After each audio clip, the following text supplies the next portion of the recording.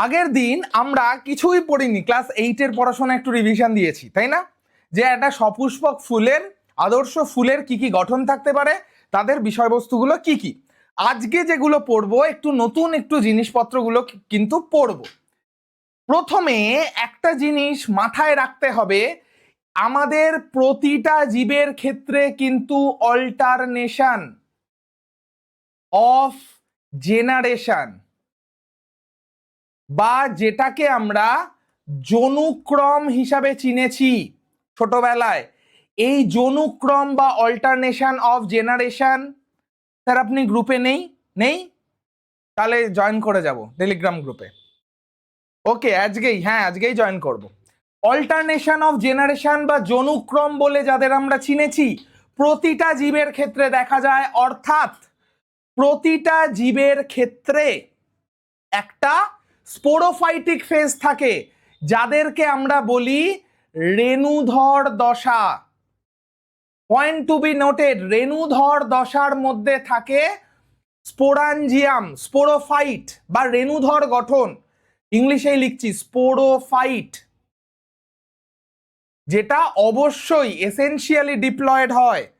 এই স্পোরোফাইটের মধ্যে থাকে স্পোর মাদার সেল,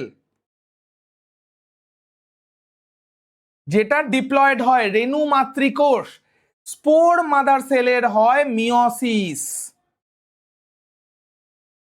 তৈরি হয় কি হ্যাপ্লয়েড রেণু স্পোর, যেটা হ্যাপ্লয়েড, মিওসিস বিভাজন হয়েছে। এই হ্যাপ্লয়েড রেণু জার্মিনেট করে তৈরি করে লিঙ্গধর দেহ, যেটাকে এখানে লিখছি লিঙ্গধর দশা এন। এই লিঙ্গধর দশার মধ্যে থাকবে কি, লিঙ্গধর দশার মধ্যে থাকবে হচ্ছে গ্যামেটোফাইট, তার মধ্যে তোমরা জানো পুংধানী স্ত্রীধানী এইসব থাকবে, যাদের মধ্যে থাকবে শুক্রাণু বা পুং গ্যামেট এবং ডিম্বাণু বা স্ত্রী গ্যামেট, এগুলো সমস্তটাই গ্যামেটোফাইট। যারা এই স্ত্রীধানী পুংধানী বলছি তারা সবাই গ্যামেটোফাইট। এবং এই ডিম্বাণু শুক্রাণুর নিষেক ঘটে, নিষেক ফার্টিলাইজেশন প্রতিটা জীবের ক্ষেত্রে সত্যি, তৈরি হয় ডিপ্লয়েড জাইগোট 2n, সেখান থেকে তৈরি হয় রেণুধর দশা। তাহলে আমাদের কিছু জিনিস জানতে হবে, সেটা এই রেণু কি করে গঠিত হয়। এই যে রেণু তৈরি হওয়ার যে প্রক্রিয়া তাকে বলে স্পোরোজেনেসিস, স্পোরোজেনেসিস। এবং লিঙ্গধর দশায় যে গ্যামেট তৈরি হওয়ার যে প্রক্রিয়া, শুক্রাণু ডিম্বাণু গঠিত হচ্ছে, গ্যামেট তৈরি হওয়ার যে প্রক্রিয়া তাকে বলে গ্যামেটোজেনেসিস, গ্যামেটোজেনেসিস, স্পোরোজেনেসিস, গ্যামেটোজেনেসিস। স্ক্রিনের কালারটা একটু চেঞ্জ করবো, এই রে আজকে তো স্লাইড বানানো হয়ে গেছে বাবা, আজকে প্লিজ একটু ম্যানেজ করে নাও। হ্যাঁ কালো, আগের ক্লাসে কি একজন বলল যে কালো ব্যাকগ্রাউন্ড রাখতে, তাই রাখলাম, এটা কন্ট্রাস্টে অসুবিধা হচ্ছে। ওই নতুন ম্যামটাও ক্লাস নেবে কেন? ক্লাস নিলে তোমার কি অসুবিধা? আমার যে একটু চাপ কমে তা কি তোমাদের ভালো লাগে না? দেখছো তো সিলেবাস নিয়ে হিমশিম খেতে হয়। দেখো যেটাই হবে তোমাদের ভালোর জন্য হবে, ঠিক আছে? দেখা যাক না কি হয়। না না, কোনো ডেসক্রিপটিভ টাইপ কোশ্চেন পড়তে হয় না। এগুলো কি লিখবো? কেন লিখবে না, অবশ্যই লিখবে, খাতায় নোট করো, তবে তো মাথায় ঢুকবে। তাহলে এই যে স্পোরোজেনেসিস এবং গ্যামেটোজেনেসিস, তার মানে আগে কি হচ্ছে, স্পোরোজেনেসিস, রেণু তৈরি হলো, তারপর গ্যামেটোজেনেসিস, গ্যামেট তৈরি হলো, ফার্টিলাইজেশন হবে, নতুন জীব। এই হচ্ছে গল্প। এইবার স্পোরোজেনেসিস এবং গ্যামেটোজেনেসিস, স্পোর গ্যামেট, স্পোরাঞ্জিয়াম গ্যামেটাঞ্জিয়াম, এই টার্মগুলো শুনবো। স্পোরাঞ্জিয়াম কি, ছোটবেলা থেকেই তো জানি, যার মধ্যে রেণু থাকে সেটাই রেণুধর বা স্পোরাঞ্জিয়াম। যে দেহটা, যে স্ট্রাকচারটা স্পোরাঞ্জিয়াম ধরে রাখে সেটাকেই বলি স্পোরোফাইট। যে স্ট্রাকচারটা এই গ্যামেট গুলোকে ধরে রাখে তাকেই বলবো গ্যামেটোফাইট। যে আধারটা, পরাগ রেণু কে ধরে রাখছে, পরাগধানী, পরাগধানীটা হচ্ছে স্পোরোফাইট। আবার পরাগ রেণুর মধ্যে দেখবো পুং গ্যামেট তৈরি হচ্ছে, তাহলে পরাগ রেণুটা হয়ে যাবে গ্যামেটোফাইট, কারণ সে শুক্রাণুটা মানে এক্ষেত্রে শুক্রাণু বলবো না, পুং গ্যামেটটাকে ধরে রাখছে, গ্যামেটোফাইট। এই ডিটেলিং গুলো যেন আমাদের মাথায় ক্লিয়ার থাকে। আর একটা জিনিস আমরা দেখব, মাইক্রো এবং ম্যাক্রো।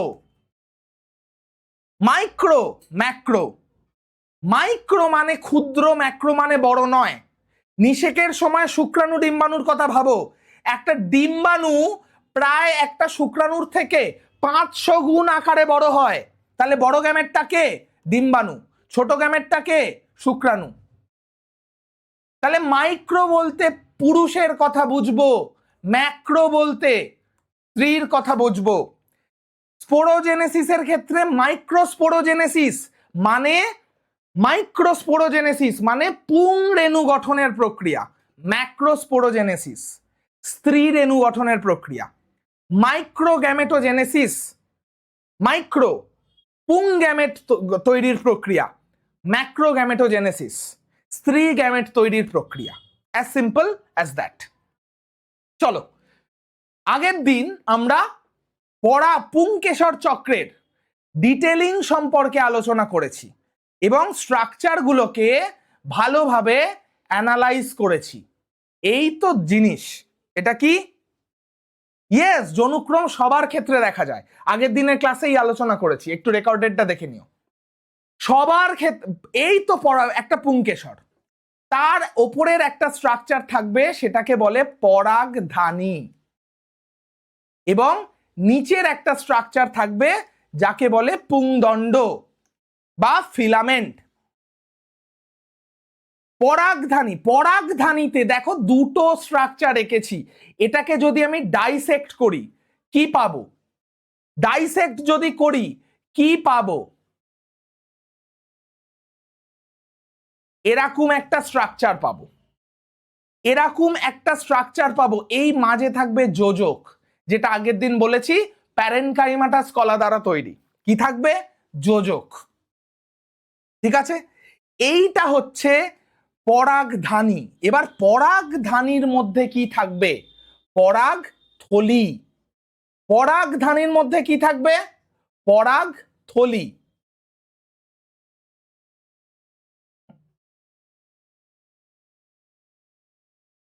এক সেকেন্ড, পরাগধানীর মধ্যে কি থাকবে? পরাগথলি।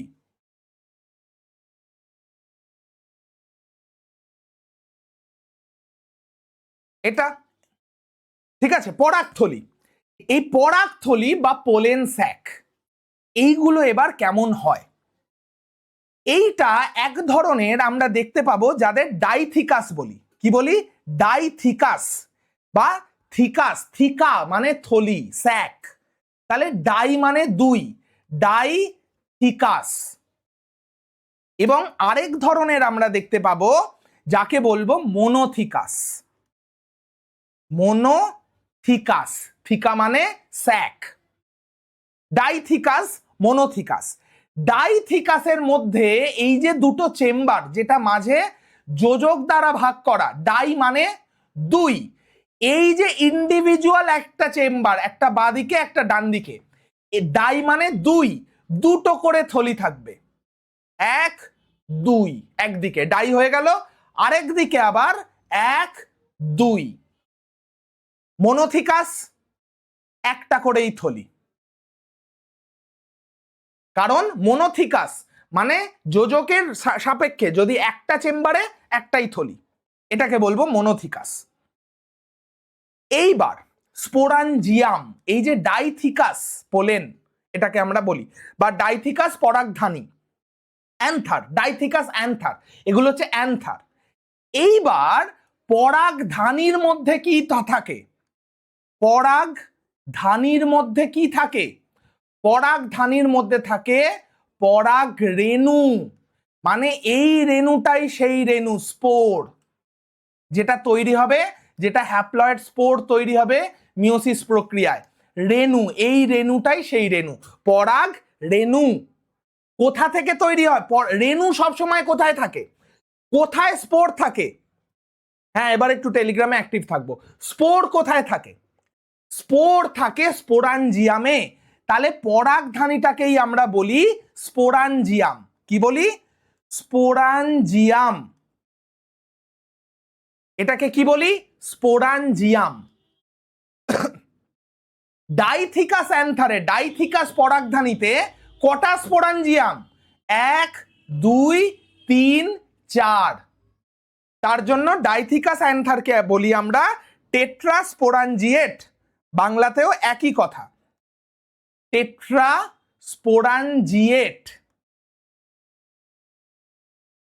আর মোনোথিকাস, তাতে কটা স্পোরাঞ্জিয়াম? 2টো। এটাকে কি বলবো তাহলে?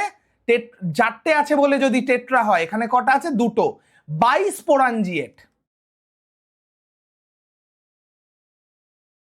ক্লিয়ার? যদি তাহলে বলে যে ডাইথিকাস পরাগধানীতে কি কটি পরাগধানী দেখতে পাওয়া যায়? পরাগধানী মানে অ্যান্থার, এটা অ্যাকচুয়ালি স্পোরাঞ্জিয়াম মানে হচ্ছে পরাগথলি বলি আমরা, স্পোরাঞ্জিয়াম। ক্লিয়ার? 2টি পরাগথলি থাকে, এগুলো হচ্ছে পরাগথলি বলি। পরাগধানী বলতে তো এই গোটাটাকেই একটা পরাগধানী, একটা সাইডেরটাকে আমরা বলতে পারি। তাহলে বুঝতে পেরেছি, ডাইথিকাস পরাগধানী টেট্রাস্পোরাঞ্জিয়েট মানে 4টে স্পোরাঞ্জিয়াম, 4টে পরাগথলি। মোনোথিকাস বাইস্পোরাঞ্জিয়েট, 2টো পরাগথলি। গল্প শেষ। এই যে 4টে পরাগথলি 4টে কোণে অবস্থান করে, 4টে কর্নারে অবস্থান করছে। এই পরাগথলি বা মাইক্রোস্পোরাঞ্জিয়াম, এই যে আবার শুরুতেই বলেছি মাইক্রো মানে হচ্ছে পুরুষ, ম্যাক্রো মানে হচ্ছে স্ত্রী। তাহলে স্পোরাঞ্জিয়াম না বলে আমরা বলতে পারি মাইক্রোস্পোরাঞ্জিয়াম। তাহলে আরো প্রপারলি আমরা পরাগথলির কাছেই কথাই যে বলছি ক্লিয়ার করতে পারবো। এই যে মাইক্রোস্পোরাঞ্জিয়াম, 4টি পরাগথলি 4টি কোণে অবস্থান করে। পরাগথলিগুলি একটি সাধারণ এপিডার্মিস দিয়ে বেষ্টিত থাকে। প্রতিটা পরাগথলির বাইরে একটা এপিডার্মিসের আবরণ থাকে। কি করে তৈরি হয় সেটা আমরা জানবো, সেটা আমরা দেখবো এক্ষুনি কি করে তৈরি হয়। পরাগথলি বা মাইক্রোস্পোরাঞ্জিয়াম হাইপোডার্মিসের আর্কিস্পোরিয়াল কোষ থেকে তৈরি হয়। তাহলে পরাগথলি কিসে? এই যে স্পোরাঞ্জিয়াম, পরাগথলিগুলো ইনফ্যাক্ট আমরা যদি পরাগ রেণুর কথাও বলি, কি দিয়ে তৈরি হয়? আর্কিস্পোরিয়াল সেল। একটা কোষ থাকে যে কোষটার নাম কি? আর্কিস্পোরিয়াল সেল। এই ধরনের মাইক্রোস্পোরাঞ্জিয়ামকে ইউস্পোরাঞ্জিয়েট বলে। আর মাইক্রোস্পোরাঞ্জিয়ামের কেন্দ্রে রেণুধর কলা থাকে। প্রতিটার কেন্দ্রে থাকে রেণুধর কলা, যাকে বলে স্পোরোজিনাস টিস্যু, যেখান থেকে তৈরি হবে স্পোর। এইটা একটু ঘেটে গেল? কিচ্ছু ঘেটে যায়নি, এক্ষুনি আমরা ক্লিয়ার করে দেবো। এই যে ছক একটা করে দিচ্ছি, এই ছকটা যেন খাতায় মানে একটা স্যাকে 2টো করে থাকবে। থিকা, ইয়েস, একটা স্যাকে 2টো, একটা স্যাক মানে থলি, স্পোরাঞ্জিয়ামের কথা বলছি আমি। আগে বলো চেম্বারের কথা, যেটা থিকা মানে প্রকোষ্ঠ। পরাগধানীতে 2টো থিকা থাকবে, এটা একটাই প্রকোষ্ঠ, তাই মোনোথিকাস। 2টো থলি, এক একটা প্রকোষ্ঠে 2টো করে থলি থাকবে। এটা মোনোথিকাস, একটাই চেম্বার, তাই 2টো পরাগথলি। এটা ডাইথিকাস, 2টো চেম্বার, প্রতিটায় 2টো করে, 4টে পরাগথলি। এই হচ্ছে গল্প। ইয়েস, প্রথমে যেটা হচ্ছে আনডিফারেন্সিয়েট, অবিভেদিত পরাগ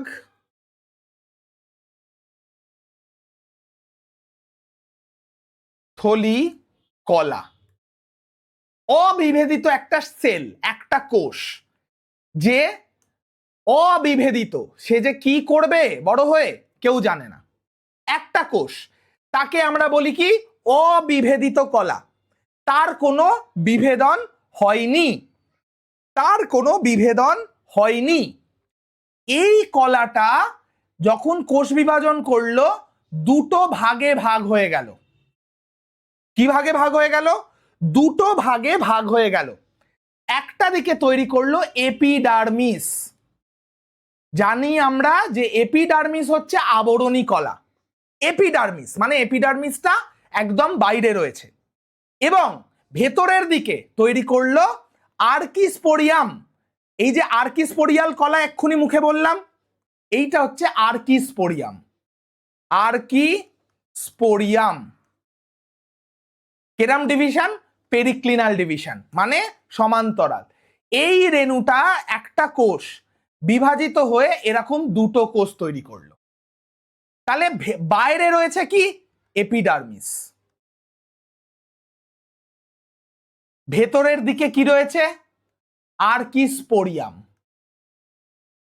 তাহলে একটা কোষ থেকে সৃষ্টি হলো দুটো কোষ। বাইরের দিকে তৈরি করলো এপিডার্মিস, ভিতরের দিকে তৈরি করলো আর্কিস্পোরিয়াম। এইবার এপিডার্মিসটা কিন্তু through out the stages say epidermis হিসাবেই রয়ে যাবে। শুধু এপিডার্মিস কি হবে? অ্যান্টিক্লিনাল ডিভিশন হবে, মানে পাশাপাশি ডিভিশন হয়ে পাশে পুরো লেয়ারটা, মানে এরকম তো আর থাকতে পারে না, এ পাশাপাশি বিভাজিত হয়ে পুরোটা একটা থেকে দুটো। পেরিক্লিনাল ডিভিশন মানে এইটাও জেনে রাখো, একটা কোষ পেরিক্লিনাল ডিভিশন। পেরিক্লিনাল, আমি এই শব্দগুলো বলবো মুখে। পেরিক্লিনাল ডিভিশন মানে সমান্তরাল, ওপরের নিচে ভাগ হচ্ছে। আর অ্যান্টিক্লিনাল ডিভিশন মানে, অ্যান্টিক্লিনাল ডিভিশন মানে পাশাপাশি ভাগ হচ্ছে। এই যে প্রথম একটা কোষ থেকে দুটো ভাগ হলো, এটা পেরিক্লিনাল ডিভিশন, পি লিখেছি দেখো। তারপর অসংখ্য অ্যান্টিক্লিনাল ডিভিশন, এ ইন্টু এন লিখে দিলাম, মানে অসংখ্যবার অ্যান্টিক্লিনাল ডিভিশন হয়ে পাশাপাশি পাশাপাশি এই এপিডার্মিসটা কমপ্লিট বৃত্ত সম্পন্ন করবে। অসংখ্যবার অ্যান্টিক্লিনাল ডিভিশনের মাধ্যমে, সেটা পরে আমরা বুঝবো, নালে ঘেঁটে যাবে, এখন আগে বুঝি। তাহলে দুটো কোষ, বাইরে এপিডার্মিস, ভেতরে আর্কিস্পোরিয়াল সেল, তার নাম কি? আর্কিস্পোরিয়াম। এই আর্কিস্পোরিয়াম দুটো ভাগে ভাগ হয়ে গেল, এ আবার কোষ বিভাজন করলো, করে দুটো ভাগে ভাগ হয়ে গেল। বাইরেরটাকে বলছি প্রাথমিক বা প্রাইমারি, প্রাথমিক প্যারাইটাল লেয়ার, প্রাথমিক প্যারাইটাল স্তর। আর ভেতরেরটাকে বলছি প্রাথমিক স্পোরোজিনাস কলা বা স্পোরোজিনাস কোষ, প্রাথমিক স্পোরোজিনাস কোষ। স্পোরোজিনাস মানে এখান থেকে কিন্তু তৈরি হবে। স্যার একটু স্লো করুন প্লিজ, এরে করছি স্লো। এই ডিভিশনটা কি? এটাও পেরিক্লিনাল ডিভিশন। মানে এই যে আর্কিস্পোরিয়াল কোষটা ছিল, সে আবার বিভাজিত হয়ে এরা এবার তিনটে লেয়ার তৈরি করলো। বাইরে কি ছিল? এপিডার্মিস। আর আর্কিস্পোরিয়াল কোষটা দুটো ভাগে বিভাজিত হলো হয়ে বাইরের দিকে তৈরি করলো প্রাইমারি প্যারাইটাল লেয়ার, আর ভেতরের দিকে তৈরি করলো প্রাইমারি স্পোরোজিনাস লেয়ার। এইটুকু clear? Primary parietal layer, primary sporogenous layer. এই প্রাইমারি প্যারাইটাল লেয়ারটার কি হচ্ছে? প্রাইমারি প্যারাইটাল লেয়ারটা এবার সেকেন্ডারি গৌণ প্যারাইটাল স্তরে ভাগ হবে, এটাও পেরিক্লিনাল ডিভিশনের মাধ্যমে। গৌণ প্যারাইটাল স্তরে ভাগ হচ্ছে, মানে এই প্রাইমারি প্যারাইটাল লেয়ার, এই যে মাঝের কোষটা, সে এবার ভাগ হয়ে গেল। কটা স্তর হলো? এবার চারটে স্তর হলো। একদম বাইরে এপিডার্মিস, এপিডার্মিসের মতো ছিল, নিচে প্রাইমারি স্পোরোজিনাস লেয়ার, প্রাইমারি স্পোরোজিনাস লেয়ারের মতো আছে। প্রাইমারি প্যারাইটাল লেয়ারটা ভাগ হয়ে গেল সেকেন্ডারি প্যারাইটাল সেলে।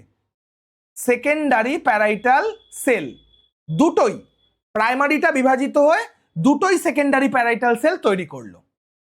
স্যার লাস্ট স্লাইডটা একটু রিপিট করুন। হ্যাঁ, এক্সাম শেষ করো তারপরেই কমপ্লিট করো। এই যে প্রাথমিক প্যারাইটাল লেয়ার, কি বললাম? প্রথমে ছিল অবিভেদিত পরাগ থলির কলা, একটাই কোষ, অবিভেদিত। সে সমান্তরাল ভাগে ভাগ হয়ে গেল দুটো কোষে, এপিডার্মিস আর কিস্পোরিয়াম। এই যে বাইরেরটা এপিডার্মিস, ভেতরেরটা আর্কিস্পোরিয়াম। এইবার কি বললাম, আর্কিস্পোরিয়ামটা প্রাথমিক প্যারাইটাল স্তর আর প্রাথমিক স্পোরোজিনাস স্তরে ভাগ হয়ে গেল। এপিডার্মিসের মতো আর্কিস্পোরিয়ামটা প্রাথমিক parietal layer, primary parietal layer আর প্রাইমারি স্পোরোজিনাস লেয়ারে ভাগ হয়ে গেল। তারপরে কি বললাম, প্রাথমিক প্যারাইটাল যে স্তরটা সে আবার দুটো লেয়ার অফ সেকেন্ডারি প্যারাইটাল লেয়ারে ভাগ হয়ে গেল, বা গৌণ প্যারাইটাল স্তর। দুটোই প্রাথমিক ভাগ হয়ে তৈরি হয়েছে, দুটোই গৌণ। প্রাথমিক প্যারাইটাল স্তর মাঝখানে ছিল, সে ভাগ হয়ে গেল গৌণ প্যারাইটাল স্তরে। মানে এপিডার্মিস সব থেকে বাইরে, সব থেকে ভেতরে প্রাইমারি স্পোরোজিনাস লেয়ার, মাঝখানে যে ছিল that is primary parietal layer, এইটা সে ভাগ হয়ে গেল দুটো স্তর সেকেন্ডারি প্যারাইটাল সেলে বা সেকেন্ডারি প্যারাইটাল লেয়ারে। মোট 4টে স্তরের কোষ তৈরি হলো। স্যার আর্কিস্পোরিয়ামটা বলুন। প্রথমে আনডিফারেন্সিয়েটেড একটা কোষ, সেই কোষটা বিভাজিত হয়ে দুটো কোষ গঠন করলো। বাইরের দিকেরটাকে বলছি এপিডার্মিস, ভেতরেরটাকে বলছি আর্কিস্পোরিয়াম। এই তো এপিডার্মিসের বিভাজন লাস্টে আবার বলবো। তাহলে দুটো গৌণ প্যারাইটাল স্তর তৈরি হয়ে গেল। এই যে দুটো গৌণ প্যারাইটাল স্তর তৈরি হলো, এইখানে বাইরের এপিডার্মিসের দিকের যে সেকেন্ডারি প্যারাইটাল লেয়ার, গৌণ প্যারাইটাল স্তর, সে বিভাজিত হয়ে তৈরি করলো outer layer of secondary parietal স্তর, মানে বহিস্তর। সে তৈরি করলো বহিস্তর, মানে ঠিক এপিডার্মিসের ভেতরেই এটা হয়ে গেল বহিস্তর। স্পোরোজিনাস লেয়ার অ্যান্ড এপিডার্মিস বিভাজিত হবে না। স্পোরোজিনাস লেয়ার আর এপিডার্মিস বিভাজিত ওইভাবে হয় না। অ্যাকচুয়ালি এপিডার্মিস আর আর্কিস্পোরিয়াম বিভাজিত হয়। তোমাদের বইতে লেখা আছে জানি যে এই কোষটাকে আর্কিস্পোরিয়াম বলেছে, সে বিভাজিত হয়ে এপিডার্মিস আর স্পোরোজিনাস তৈরি করছে, সেটা সঠিক তথ্য নয়। আর্কিস্পোরিয়াম শুধু বিভাজিত হয় না, এইটা হচ্ছে আনডিফারেন্সিয়েটেড টিস্যু, অবিভেদিত কোষ, সেটা ভাগ হয়ে এপিডার্মিস আর আর্কিস্পোরিয়াম তৈরি করে। আর্কিস্পোরিয়ামটা ভাগ হয়ে প্রাথমিক প্যারাইটাল স্তর আর প্রাথমিক স্পোরোজিনাস স্তর তৈরি করে। প্রাথমিক প্যারাইটাল স্তরটা বিভাজিত হয়ে গৌণ বা সেকেন্ডারি প্যারাইটাল স্তর তৈরি করে।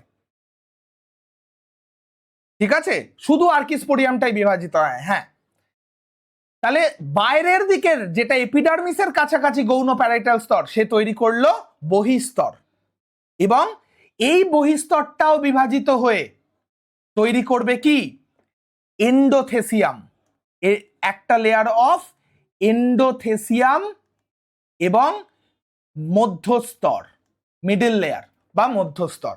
মানে এই যে এপিডার্মিসের কাছে, এটা হচ্ছে এপিডার্মিস, এপিডার্মিসের কাছে যে সেকেন্ডারি প্যারাইটাল সেল ছিল, সে বিভাজিত হয়ে যাচ্ছে দুটো সেলে।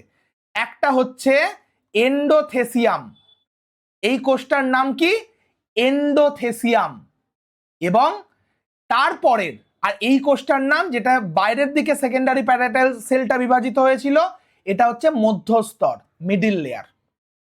উল্টো দিকে ভেতরের দিকের যে সেকেন্ডারি প্যারাইটাল সেল, ভেতরের দিকের যে সেকেন্ডারি প্যারাইটাল সেল, সে কি হচ্ছে, এটা যেমন বহিস্তর গঠন করেছিল, ভেতরের দিকের সেকেন্ডারি প্যারাইটাল সেলটা তৈরি করবে অন্তঃস্তর, ভেতরের আবরক। সেও বিভাজিত হয়ে তৈরি করবে কি, ভেতরের দিকের তৈরি করবে যেটা, তার নাম ট্যাপেটাম, এবং বাইরের দিকে যেটা তৈরি করবে সেটা হচ্ছে মধ্যস্তর। মানে বাইরের দিকের সেকেন্ডারি প্যারাইটাল লেয়ারও একটা মধ্যস্তর তৈরি করছে, আর ভেতরের দিকের সেকেন্ডারি প্যারাইটাল লেয়ারও একটা মধ্যস্তর তৈরি করছে। তাহলে এই ভেতরের দিকের যে সেকেন্ডারি প্যারাইটাল লেয়ার ছিল, সে তৈরি করছে কি মধ্যস্তর আর ট্যাপেটাম। এই যে এই সেকেন্ডারি প্যারাইটাল লেয়ারটা ভাগ হয়ে গেল, এ তৈরি করছে মিডল লেয়ার আর তৈরি করছে কি ট্যাপেটাম। ট্যাপেটাম। এইবার পুরো বিষয়টা কিরকম হচ্ছে এবং সবার ভেতরে কে ছিল, প্রাইমারি স্পোরোজিনাস লেয়ার, একে এখন প্রাইমারি স্পোরোজিনাস লেয়ার হিসাবেই রাখছি। এইবার এই যে এক্ষুনি একজন বললে যে এপিডার্মিসটা কি করে বিভাজিত হচ্ছে দাদা বলে দাও। সেটা হচ্ছে এবার প্রতিটা কোষ পাশাপাশি তো বিভাজিত হবে, মানে এই এপিডার্মিসের একটা কোষ বিভাজিত হয়ে দুটো কোষ তৈরি করবে, দুটো বিভাজিত হয়ে চারটে, চারটে থেকে আটটা, এইভাবে কিন্তু প্রতিটা, মানে এইটা একটা পুরো কমপ্লিট এপিডার্মিসের স্তর তৈরি হবে। তার ভেতরে তৈরি হবে এন্ডোথেসিয়ামের একটা স্তর, তার ভেতরে তৈরি হবে মিডিল লেয়ারের 2 থেকে 3টে স্তর, তার ভেতরে তৈরি হবে ট্যাপেটামের একটা স্তর, এবং মাঝখানে থাকবে প্রাইমারি স্পোরোজিনাস লেয়ার। মাঝখানে থাকবে প্রাইমারি স্পোরোজিনাস লেয়ার। মানে শুধু তো ওপর নিচে ভাগ হচ্ছে না, পাশাপাশিও তো ভাগ হচ্ছে। শুধু তো ওপর নিচে ভাগ হচ্ছে না, পাশাপাশিও তো ভাগ হচ্ছে। ক্লিয়ার?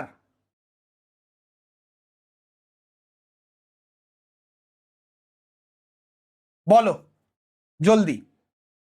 এইবার প্রাইমারি স্পোরোজিনাস লেয়ার কাকে হুয়া?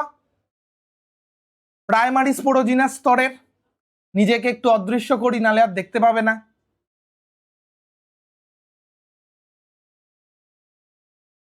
Yes, anticlinal division, very good. এই যে বললাম অ্যান্টিক্লিনাল ডিভিশন করে পাশাপাশি বিভাজিত হবে। শুধুই তো পেরিক্লিনাল ডিভিশন হবে না, একই সাথে সাথে অ্যান্টিক্লিনাল ডিভিশনও হচ্ছে। Very nice. কে বললো এটা? আদিলুর। এরপর প্রাইমারি স্পোরোজিনাস লেয়ারের কি হবে? প্রাইমারি স্পোরোজিনাস লেয়ারটা মূলত বেশি বিভাজিত না হয়ে তৈরি হবে, এরা কিন্তু সবাই ডিপ্লয়েড।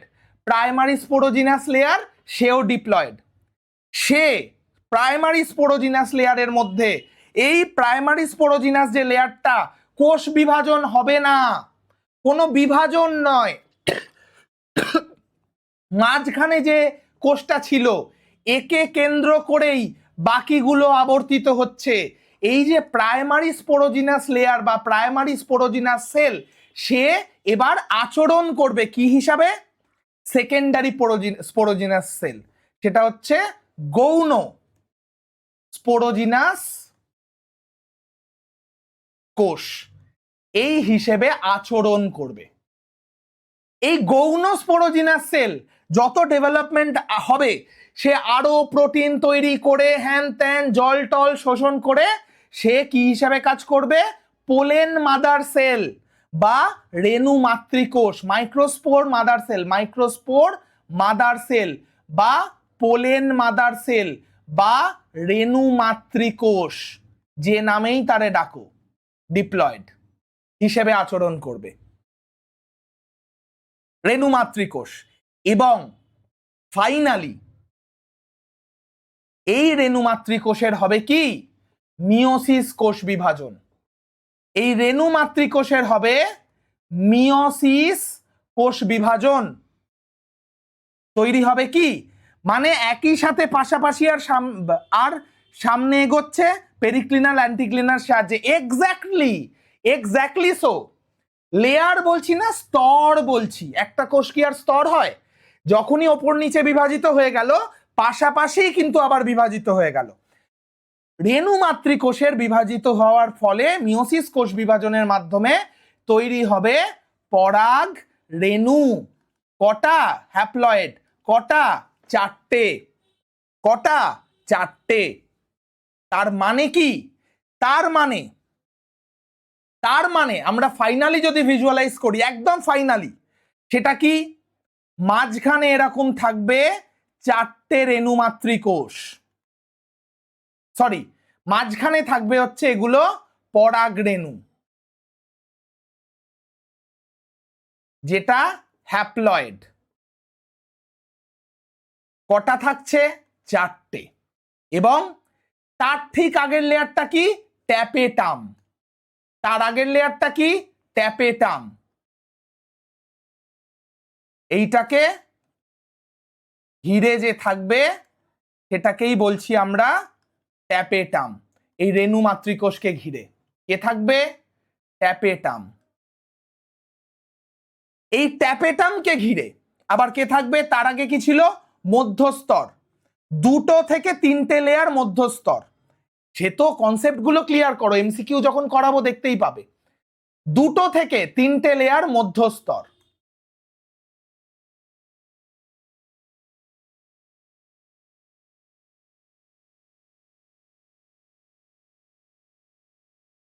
দুটোর বেশি আঁকবো না।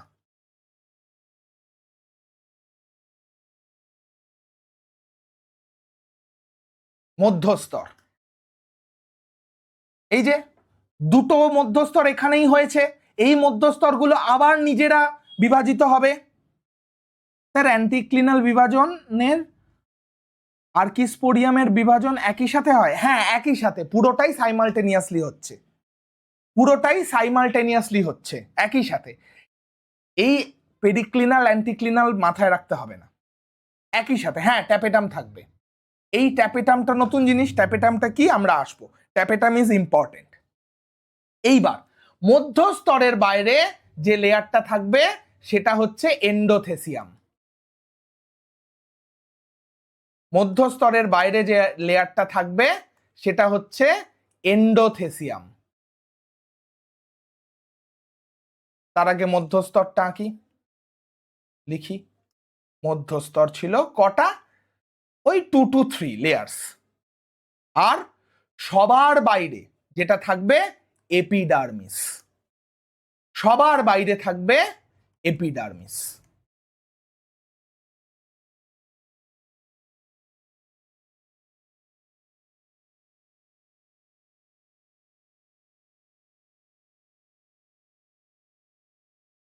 এইটাই যদি ছোট করে দেখা যায় তাহলে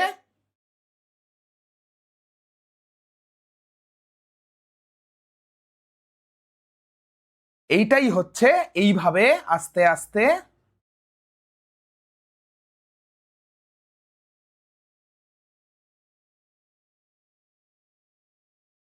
এই অংশটাই এখানে বড় করে দেখানো হলো। অনেক কঠিন লাগছে কি? কি কি টার্ম? এপিডার্মিস মনে রাখা সহজ, এন্ডোথেসিয়ামও আগে পড়েছি, শুধু ট্যাপেটাম শব্দটা নতুন করে মনে রাখতে হবে। মাইক্রোস্পোরোজেনেসিস নয়, এটা তো মাইক্রোস্পোরাঞ্জিয়াম গঠন। এটা আমরা পড়লাম মাইক্রোস্পোরাঞ্জিয়াম গঠন কি করে হলো। মাইক্রোস্পোরোজেনেসিসে এখনো আমরা যাইনি। ক্লিয়ার? সবাই বলো ক্লিয়ার কিনা, সবাই বলো। মাইক্রোস্পোর গঠন হয় দেখিয়ে দিয়েছি, পরাগরেণু গঠন হয় বলে দিয়েছি, কিন্তু ওরা আরেকটু ডিটেলে জানতে হবে, আসবো। পুরো ব্যাপারটা কি ক্লিয়ার? তাহলে আমাদের যদি প্রশ্ন দেয় যে পরাগরেণুস্থলী, পরাগরেণুস্থলী কি কি নিয়ে গঠিত, পরাগথলি কি কি নিয়ে গঠিত, তার যে আবরণী কলাগুলো সেগুলো কি কি, সবার বাইরে থাকছে এপিডার্মিস, তার ভেতরে থাকছে এন্ডোথেসিয়াম, এপিডার্মিসের ভেতরের স্তর, তার থেকে একটা লেয়ারও থাকতে পারে, 3টে লেয়ারও থাকতে পারে, 1 থেকে 3 স্তর, তিন স্তর বিশিষ্ট মধ্যস্তর, তার ভেতরে থাকছে ট্যাপেটাম, তার ভেতরে থাকছে ট্যাপেটাম। এই ট্যাপেটাম লেয়ারটা নতুন, সেই ট্যাপেটামটা কোথায় থাকছে? পরাগরেণুর ঠিক পাশেই, পরাগরেণুর ঠিক পাশেই। এই ট্যাপেটামটা আলাদা করে জানা দরকার। ট্যাপেটাম কোথায় থাকছে? নতুন জিনিস, সে থাকছে পরাগরেণুর ঠিক পাশেই। ক্রমটা জানতে চাইবে? হ্যাঁ চাইবে, ক্রমটা জানতে চাইবে। ট্যাপেটাম থাকছে ঠিক পরাগরেণুর পরের লেয়ারটাই হচ্ছে ট্যাপেটাম। বৈশিষ্ট্য কি? এটা ঘন সাইটোপ্লাজম যুক্ত, ঘন সাইটোপ্লাজম যুক্ত, দুই বা অধিক নিউক্লিয়াস যুক্ত একটা লেয়ার, একেবারে ভেতরের স্তর। তারপরেই পরাগরেণু, রেণু কলার সব থেকে বাইরের স্তর রেণুধর কলার, কারণ তার ভেতরেই পরাগরেণু। দুটি মাইক্রোস্পোরাঞ্জিয়ামের মাঝে যে খাঁজ থাকে, এইটা এইটা একটা জিনিস মনে রাখবে আলাদা করে, এই যে দুটো মাইক্রোস্পোরাঞ্জিয়াম, তার মাঝে একটা খাঁজ রয়েছে না, এই যে এগুলোকে বলেছি তো স্পোরাঞ্জিয়াম, তার মাঝে একটা খাঁজ রয়েছে, দুটি মাইক্রোস্পোরাঞ্জিয়ামের মাঝের খাঁজ, এইটার একটা বিশেষ নাম আছে, এটার নাম স্টোমিয়াম। স্টোমিয়াম কি নাম? স্টোমিয়াম। দুটো মাইক্রোস্পোরাঞ্জিয়ামের মাঝের খাঁজ। এইবার একটা জিনিস বলো, এই মাইক্রোস্পোরাঞ্জিয়ামে কি তৈরি হবে? পরাগরেণু। তৈরি হয়ে পরাগরেণু যদি ভেতরে বসে থাকে তাহলে চলবে না? চলবে না, রেণুগুলোকে বাইরে আসতে হবে। তাহলে সেই স্টোমিয়ামের কাজ কি মনে রাখবো? স্টোমিয়ামের কাজ কি?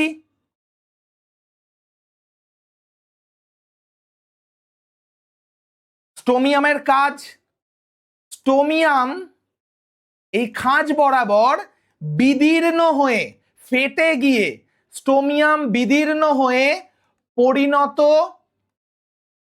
পরাগরেণু বাইরে নির্গত হয়। এই স্টোমিয়াম ভেদ করে ফাটিয়ে যখন পরিণত হয়ে যায় পরাগরেণুগুলো, সেগুলো বাইরে আসে। এইটা হচ্ছে স্টোমিয়াম, এটা আলাদা করে মনে রাখবে। চলো আমরা ট্যাপেটামে ফিরে আসি। এই ট্যাপেটামটা হচ্ছে ঘন সাইটোপ্লাজম যুক্ত, দুই বা তার বেশি নিউক্লিয়াস যুক্ত এবং রেণুধর কলার, রেণুধর স্পোরোজিনাস টিস্যু, যেটা রেণুধর কলার সবচেয়ে ভেতরের স্তর, সবচেয়ে ভেতরের স্তর। তার মানে কেরাম হয় জানো তো? বেসিক্যালি প্রাথমিক অবস্থায় এই হচ্ছে চারটে পরাগরেণু তৈরি হলো, তার বাইরে থাকে এই ট্যাপেটাম। এর কখনো কখনো আমরা দেখব এর নিউক্লিয় বিভাজন হয়ে গেছে, কিন্তু ক্যারিওকাইনেসিস হয়েছে, সাইটোকাইনেসিস হয়নি। একাধিক নিউক্লিয়াস যুক্ত, দুই বা তার বেশি নিউক্লিয়াস যুক্ত বহু নিউক্লিয় জিনিসপত্রের একটাই কাজ, যেমন শস্য একাধিক নিউক্লিয়াস যুক্ত ট্রিপ্লয়েড, তার কাজ কি? পুষ্টি প্রদান করা। তার বাইরের ট্যাপেটামের বাইরে মধ্যস্তর আছে, সেটাও এঁকে দিলাম। এইবার কি হয়? এইবার কি হয়? এই যে ট্যাপেটামের যে কোষ প্রাচীরগুলো, এই যে ট্যাপেটামের কোষ প্রাচীরগুলো, এই কোষ প্রাচীরগুলো ডিজলভ হয়ে যায়, ডাইলিউট হয়ে যায়। তার মানে কি? এরকম একটা অর্ধ তরল তৈরি হয়ে যায় ট্যাপেটামের সাইটোপ্লাজমগুলোর মধ্যে। মানে আলটিমেটলি আমরা এরকম দেখতে পাই, এইটা হচ্ছে মিডল লেয়ার, এইটা হচ্ছে মিডল লেয়ার, তার মধ্যে এই যে ট্যাপেটামের নিউক্লিয়াস গুলো ভাসমান অবস্থায় থাকে, ট্যাপেটামের সাইটোপ্লাজম গুলো পুরো জায়গাটা দখল করে নেয় এবং পরাগরেণুগুলো এই ট্যাপেটামের মধ্যে ভাসমান অবস্থায় থাকে। ট্যাপেটামের সেল ওয়ালটা ডিজলভ করে যায়। মনে থাকবে?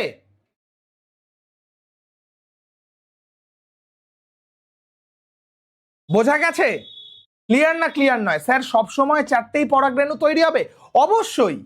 তার কারণ মিওসিস প্রক্রিয়ায় সবসময় একটা ডিপ্লয়েড কোষ থেকে চারটে হ্যাপ্লয়েড কোষ তৈরি হয়।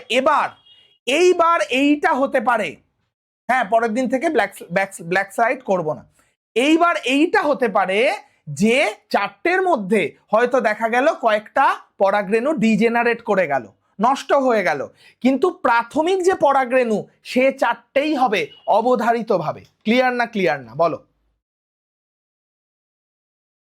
জলদি জলদি জলদি। ক্লিয়ার? ওকে। এই ট্যাপেটামের কাজ কি? পরীক্ষার জন্য ইম্পর্টেন্ট। বুঝতেই পারছো? নিজেরাই একটা কাজ বলে দিতে পারবে। সেটা কি? রেণু মাতৃকোষ, এই যে পরাগরেণু তৈরি হবে যে রেণু মাতৃকোষ বিভাজিত হয়ে, সেই রেণু মাতৃকোষ,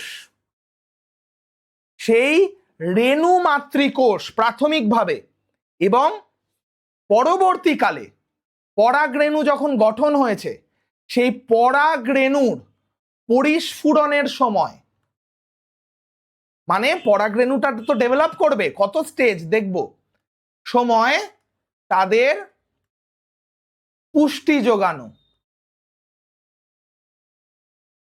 পুষ্টি দেয়, ঠিক শস্য নিউক্লিয়াস বা শস্যর যে সেলগুলো তাদের কোষের জিনিসপত্রগুলোকেই শোষণ করে, যেমন সেখানে ভ্রূণ পুষ্টি পায়, ট্যাপেটামের কোষের জিনিসপত্র সাইটোপ্লাজম প্রোটিন শোষণ করে প্রাথমিকভাবে রেণু মাতৃকোষ পরের দিকে পরাগরেণুগুলো শোষণ করে পুষ্টি সংগ্রহ করে। আর দ্বিতীয় কি, ট্যাপেটাম কোথায় থাকে? ট্যাপেটাম কোথায় থাকে? রেণুধর কলার সব থেকে ভেতরের স্তর, রেণুধর কলার সবচেয়ে ভেতরের স্তর। তাহলে এর কাজ হবে রেণুধর কলাকে রক্ষা করা, রেণুধর কলাটাকে ইনট্যাক্ট রাখে যাতে পরিণত হওয়ার আগেই পরাগরেণুগুলো বাইরে বেরিয়ে চলে না যেতে পারে। ঠিক আছে?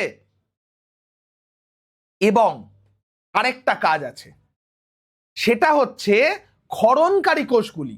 এই ট্যাপেটাম দু ধরনের হয়, ট্যাপেটাম দু ধরনের হয়। ঠিক আছে, ট্যাপেটাম দু ধরনের হয়, সেই ধরনগুলো কি কি? একটা হচ্ছে ক্ষরণকারী, সিক্রেটরি, ক্ষরণ করে, আর একটা হচ্ছে অ্যামিবয়েড।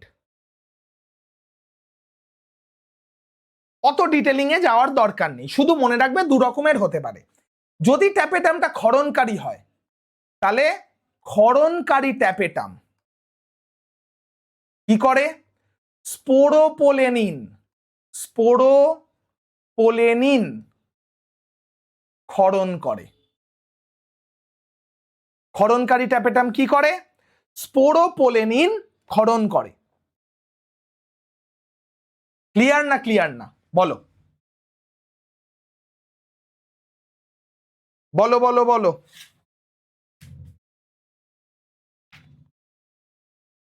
ট্যাপেটাম কি রেণুর প্রাচীর? দেখো, ট্যাপেটাম রেণুর প্রাচীর এইটা কিন্তু ঠিক বলা যাবে না, কারণ ট্যাপেটাম প্রাথমিকভাবে, রেণুর প্রাচীর তো আলাদা, পরাগরেণু ইজ আলাদা সেল ভেতরে, তার বাইরের একটা আবরণ প্রাথমিকভাবে।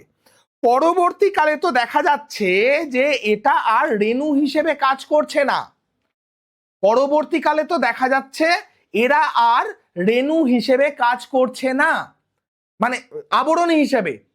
এরা কি করছে তখন?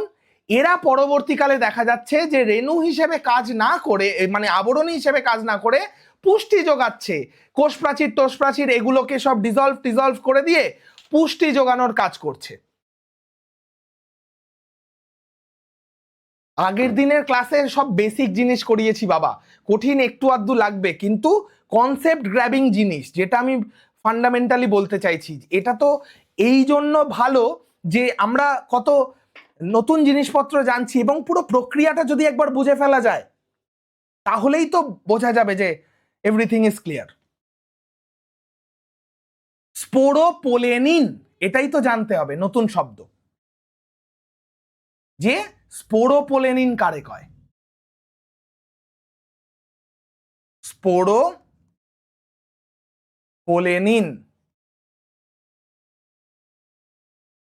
কে ক্ষরণ করে? একটু আগে পড়লাম, ট্যাপেটাম ক্ষরণ করে। কি ক্ষরণ করে? স্পোরোপোলেনিন। সেই স্পোরোপোলেনিনটা কি? এই যে আদিলুর জিজ্ঞাসা করেছো, স্পোরোপোলেনিন সেটা কি? একটা হাইলি রেজিস্ট্যান্ট কেমিক্যাল সাবস্টেন্স। এটা কি করে? স্পোরোপোলেনিনটা হচ্ছে একটা অত্যন্ত রেজিস্ট্যান্ট, সহনশীল একটা রাসায়নিক পদার্থ, অত্যন্ত সহনশীল একটা রাসায়নিক পদার্থ। এত জটিল তোমাদের বলার দরকার নেই, দাঁড়াও। তোমাদের একটা জিনিস জানো কি, তোমাদের সব এইসব জিনিসগুলো গ্র্যাজুয়েশন লেভেলের বইপত্র থেকে পড়াচ্ছি, বেশ কিছু জিনিস, কিন্তু বেশি পড়ালে হবে না, একটু বুঝে বলতে হবে না।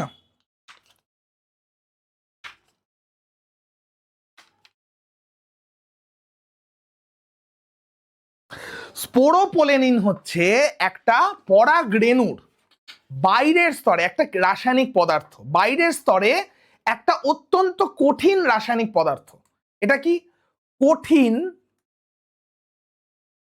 রাসায়নিক পদার্থ। এটা কঠিন মানে কিন্তু শক্ত এরাম নয়, কঠিন মানে হচ্ছে রেজিস্ট্যান্ট, রেজিস্ট্যান্ট সহনশীল। সেটা কোথায় থাকে? পরাগরেণুর বহিস্তরে থাকে। পরাগরেণুর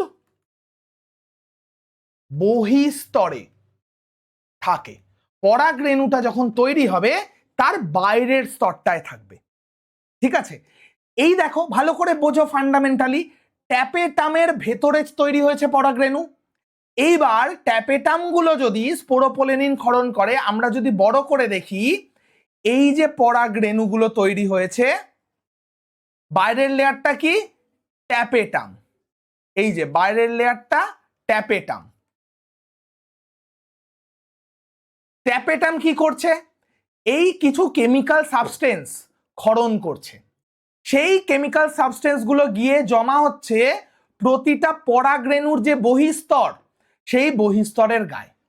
মানে পরাগরেণুর বাইরের স্তরের ওপর একটা পাঁচিলের মতো আর একটা এক্সট্রা লেয়ার অফ, কি বলবো, এক্সট্রা লেয়ার অফ কভারিং তৈরি করছে। দিস ইজ স্পোরোপোলেনিন, যেটা একটা অত্যন্ত সহনশীল। ঠিক আছে, একে বলে স্পোরোপোলেনিন। এটা কি কি দিয়ে তৈরি? ফ্যাটি অ্যাসিড, ফ্যাটি অ্যাসিড থাকে, আর কি? Phenyl propanoid, phenyl propanoid, fatty acid, phenyl propanoid, carotenoid, phenolics, এইসব দিয়ে। ক্যারোটিনয়েড এবং বিভিন্ন ফেনলিক্স মানে ফেনল জাতীয় উপাদান, ফেনলিক্স ইত্যাদি দিয়ে তৈরি হয়। অত্যন্ত সুদৃঢ়। এটা একটা বায়োপলিমার। পলিমার মানে অনেক রকম বায়োলজিক্যাল সাবস্টেন্স তারা একসাথে এসে এই কেমিক্যালটা গঠন করেছে। উৎসেচক বা তীব্র রাসায়নিক পদার্থের উপস্থিতিতেও দ্রবীভূত হয় না। তাহলে একটা কাজ কি?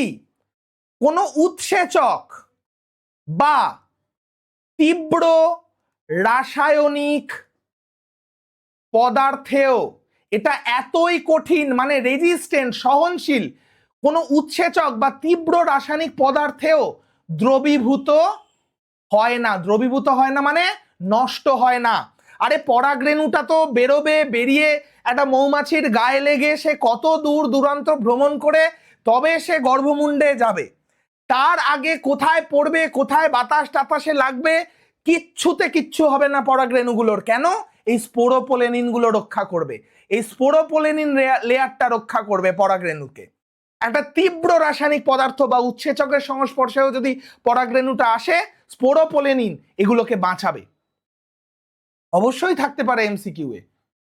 কি ধরনের কোশ্চেন সেটা তো আমরা কোশ্চেন সলভের সময় দেখতে পাবো। তাছাড়া পরাগরেণুর বাইরে থাকে স্পোরোপোলেনিন, এই যে ফেনলয়েড কম্পাউন্ড থাকে, ফিনাইল প্রোপানয়েড থাকে। এরা কি ধরনের কেমিক্যাল বলো দেখি? ফেনল বা ফিনাইল প্রোপানয়েড এগুলো কি ধরনের কেমিক্যাল বলো? অ্যারোমেটিক না নন অ্যারোমেটিক? অ্যারোমেটিক না নন অ্যারোমেটিক এইটুকু বলো। এ তো নাম শুনেই বোঝা যাওয়ার কথা। ফেনলিক্স বা ফিনাইল প্রোপানয়েড এগুলো কি অ্যারোমেটিক না নন অ্যারোমেটিক?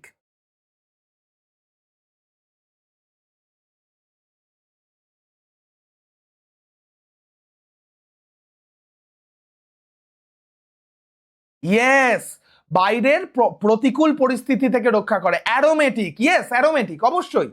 এবং ক্যারোটিনয়েড, বিটা ক্যারোটিন কোথায় থাকে? গাজরে, উজ্জ্বল কমলা রঙের হয়, তার সাথে ফেনল দুটো মিশে তার জন্যই উজ্জ্বল হলুদ রং, দূর থেকে পতঙ্গরা দেখতে পায়। তাহলে পরাগরেণুর বর্ণ ও গন্ধ সৃষ্টিতেও সাহায্য করে। পরাগরেণুর বর্ণ আর গন্ধ সৃষ্টিতেও এই স্পোরোপোলেনিনটা সাহায্য করছে। তাছাড়া ট্যাপেটাম থেকেই, তাহলে ট্যাপেটাম থেকে খরিত হয় কি? স্পোরোপোলেনিন। আর একটা জিনিস খরিত হয় ট্যাপেটাম থেকে, এদেরকে আমরা বলি পোলেন কিট। কি বলি? Pollen kit, KITT, pollen kit. এই পোলেন কিটটাও কি বললাম, কে ক্ষরণ করে? ট্যাপেটাম।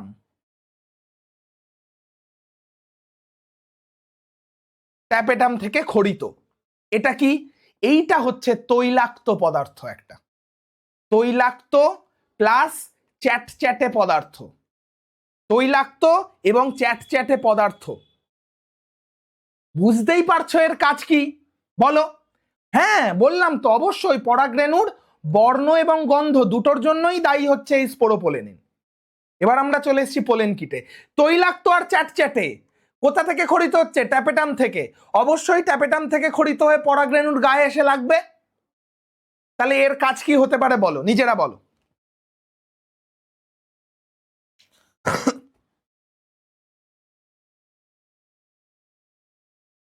কি কি কাজ হতে পারে? খুব সোজা। চ্যাটচ্যাটে হওয়ার জন্য সুবিধা কি?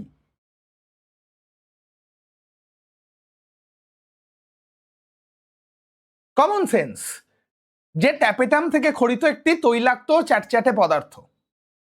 Yes, very good. পরাগরেণু আটকে রাখবে কার সাথে? প্রথমত পরাগরেণুগুলিকে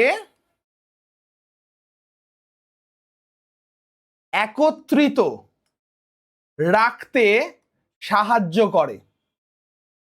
পরাগরেণুগুলোকে একত্রিত রাখতে সাহায্য করে, পুংকেশর নয়। পরাগরেণু যাতে একসাথে থাকে। তুমি ধরো এই যে ক্লাস 12-এ উঠেছো, বই কিনতে যাবে।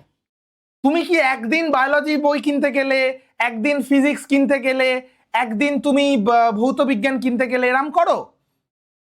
করো না তো। একদিনে সবকটা কিনে নিয়ে যাও লিস্ট করে। একইভাবে একটা পতঙ্গ যদি একটা পরাগরেণুকে বহন করে নিয়ে যায়, তাহলে একটা কেন, অনেকগুলো নিয়ে যাক। কারণ ইতর পরাগযোগের তো পরাগরেণু নষ্ট হয় প্রচুর। যত বেশি পরাগরেণু যাবে তত তার কি হবে? পলিনেশন, পরাগ মিলনের সম্ভাবনা বাড়বে। তাহলে এটা পরাগরেণুগুলোকে একত্রিত রাখতে সাহায্য করে, একসাথে রাখে পরাগরেণুগুলো জোটবদ্ধভাবে। দ্বিতীয়ত যেটা বললে, কে?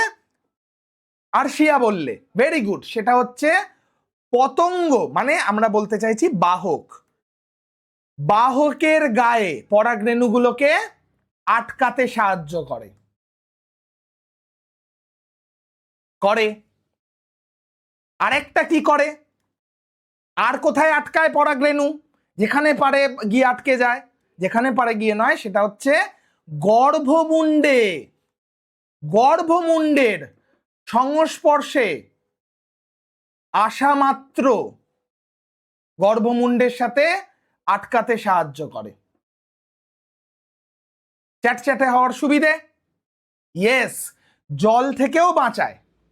সেটাই আমরা এভাবে লিখব যে বিভিন্ন রাসায়নিক পদার্থ, জল বিভিন্ন রাসায়নিক পদার্থ থেকে রক্ষা করে।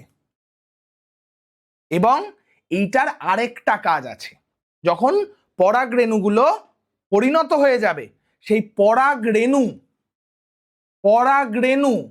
বিদারণে ফেটে যেতে সাহায্য করে। যখন পরাগরেণু ফেটে গিয়ে তার থেকে কি হবে? পরাগরেণু ফেটে তার থেকে পুং গ্যামেট বেরিয়ে আসবে। তাহলে পোলেন কিটটাও ইম্পর্টেন্ট, স্পোরোপোলেনিনটাও ইম্পর্টেন্ট। কোথা থেকে খরিত হয়? ক্ষরণকারী ট্যাপেটাম থেকে। কোথা থেকে খরিত হয়? ক্ষরণকারী ট্যাপেটাম থেকে। ঠিক আছে, এইবার আমরা পড়ব কি? আমরা পড়ব মাইক্রোস্পোরোজেনেসিস। মাইক্রোস্পোরোজেনেসিস। মাইক্রো মানে পুং, স্পোর মানে পুংরেণু, মানে বলতে চাইছি পরাগরেণু। জেনেসিস মানে তৈরি হওয়া, পরাগরেণু উৎপাদন। দাদা আগেই তো বললে যে, কি বলেছি জানো? হ্যাঁ, যে প্রথমে কি হচ্ছে, আর্কিস্পোরিয়াম, সে বিভাজিত হয়ে যেমন প্রাথমিক প্যারাইটাল লেয়ার তৈরি করছে, প্রাথমিক স্পোরোজিনাস কোষ তৈরি করছে। প্রাথমিক স্পোরোজিনাস কোষটা থেকে তৈরি হচ্ছে গৌণ স্পোরোজিনাস কোষ, গৌণ স্পোরোজিনাস কোষ থেকে তৈরি হচ্ছে রেণু মাতৃকোষ, রেণু মাতৃকোষের মিওসিস বিভাজনের মাধ্যমে তৈরি হচ্ছে পরাগরেণু।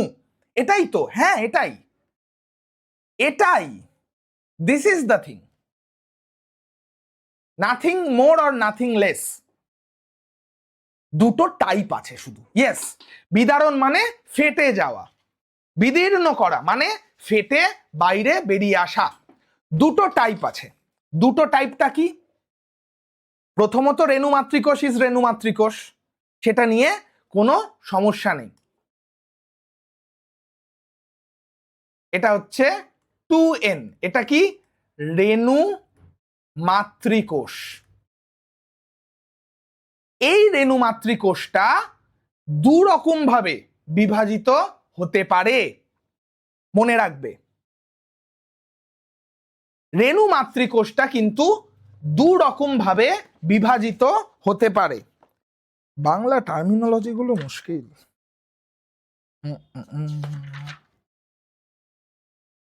এক সেকেন্ড, হ্যাঁ।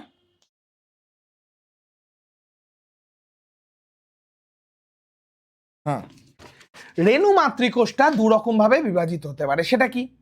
প্রথমত নর্মাল কোষ বিভাজন যেমন হয়, ধরো মিওসিস ওয়ান,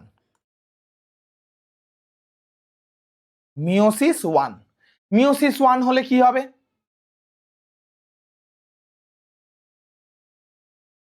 দুটো নিউক্লিয়াস তৈরি হবে, দুটো নিউক্লিয়াস তৈরি হবে। এইখানে একটা কোষ পাথ তৈরি হবে। এটা কি? কোষ পাথ বা সেল প্লেট। খুব সোজা, একটা উদ্ভিদ কোষের মতো বিভাজন হবে, একটা প্রাণী কোষের মতো বিভাজন হবে। ঠিক আছে, কোষপাত তৈরি হলো। এরপর কি হবে? এই কোষপাত থেকে দুটো কোষের একটা স্তর তৈরি হবে, দুটো কোষ। এটাকে বলি ডায়াড। কি স্তর? Dyad, dyad stage. দুটো সেলওয়ালা একটা স্তর, ডায়াড স্টেজ। এর কিন্তু এইসব ডায়াড ফায়াডের বালাই নেই, এর কোনো ডায়াড ফায়াডের কিন্তু বালাই নেই। এরপর তৈরি হবে কি? এইটার দুটোরই এরপর হবে মিওসিস টু। এইটা কিন্তু এইখানে বাঁ দিকের চিত্রটায় কোষপাত গঠন করে আমি দেখলাম ডায়াড তৈরি হলো, অর্থাৎ দুটো কোষ সমন্বিত একটা স্তর যেখানে দুটো কোষ আছে। তারপর মিওসিস টু হয়ে একইভাবে এইদিকে কি হচ্ছে? প্রতিটা ডায়াডে এক একটা নিউক্লিয়াস আবার বিভাজিত হয়ে দুটো নিউক্লিয়াস গঠন হচ্ছে, প্রতিটার মাঝে আবার কোষপাত গঠিত হচ্ছে। কোষপাত গঠন হয়ে ফাইনালি কি হয়? চারটে নিউক্লিয়াস যুক্ত একটা স্টেজ তৈরি হয়।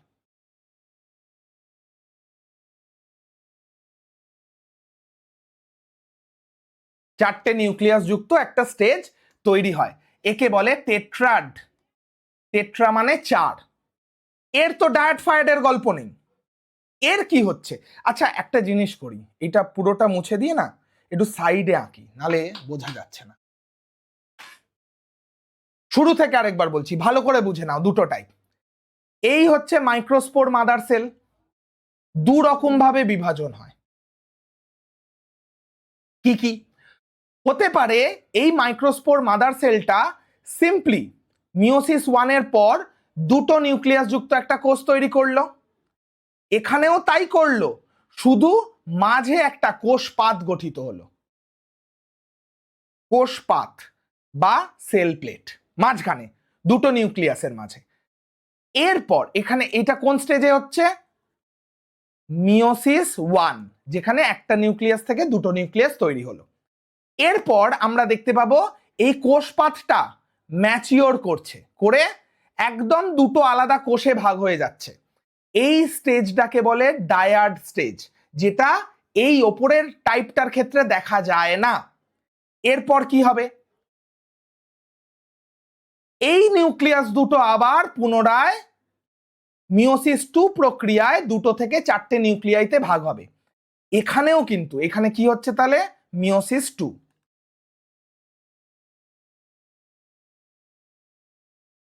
এখানেও তাই হচ্ছে, এই ডায়াডের মধ্যেকার এক একটা নিউক্লিয়াস 2টো নিউক্লিয়াসে আলাদা হয়ে গেছে। এইখানে আবার 2টো নিউক্লিয়াসের মাঝে একটা কোষপাত গঠন হচ্ছে, কোষপাত গঠন হচ্ছে, হয়ে আলটিমেটলি এটা তৈরি করছে একটা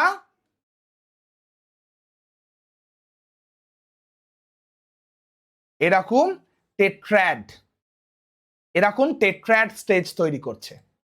টেট্রা মানে 4, তৈরি হয়ে গেল পরাগ রেণু, 4টে পরাগ রেণু যেগুলো প্রতিটা হ্যাপ্লয়েড। এই দিকে এবার কি হচ্ছে, এইবার তো 4টে নিউক্লিয়াস হয়ে গেছে, তারপর প্রাণী কোষের বিভাজনের মতো ক্লিভেজ বা ফাড়ো তৈরি হবে। কি তৈরি হবে, ক্লিভেজ বা ফাড়ো, ক্লিভেজ বা ফাড়ো তৈরি হবে, এবং ফাইনালি তৈরি হবে এরকম 4টে পরাগ রেণু। এটাও হচ্ছে ওই টেট্রাড, 4টে পরাগ রেণু, 4 ইন্টু 4টে হ্যাপ্লয়েড পরাগ রেণু। বোঝা যাচ্ছে, মানে প্রাণী কোষ যেভাবে ক্লিভেজ বা ফাড়ো পদ্ধতিতে বিভাজিত হয় একটা টাইপে সেটা হচ্ছে, আরেকটা টাইপে উদ্ভিদ কোষ যেমন কোষপাত বিভাজনের মাধ্যমে ভাগ হয়, আরেকটা টাইপে সেরকম হচ্ছে। ক্লিয়ার? অত্যন্ত সোজা জিনিস।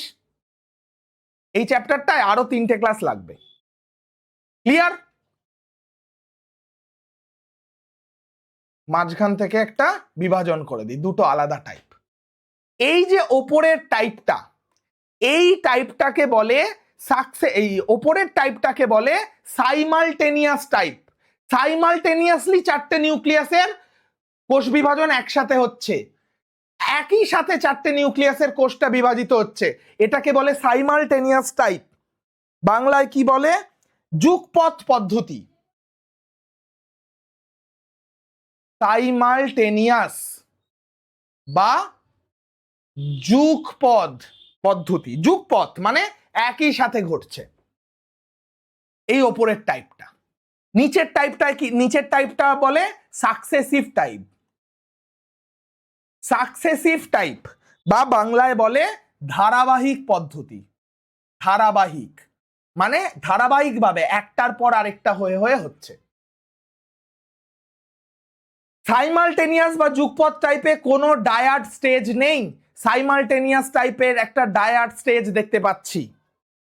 এইবার তোমাদের একটা কমন সেন্স অ্যাপ্লাই করে আমায় বলো, দুটো কোথায় ফাংশনালি আলাদা, কার্যগতভাবে কোথায় আলাদা? এই টাইপ দুটো, এই টাইপ দুটো কার্যগতভাবে কোথায় আলাদা, এইটা আমাকে একটু বলো। ফাংশনালি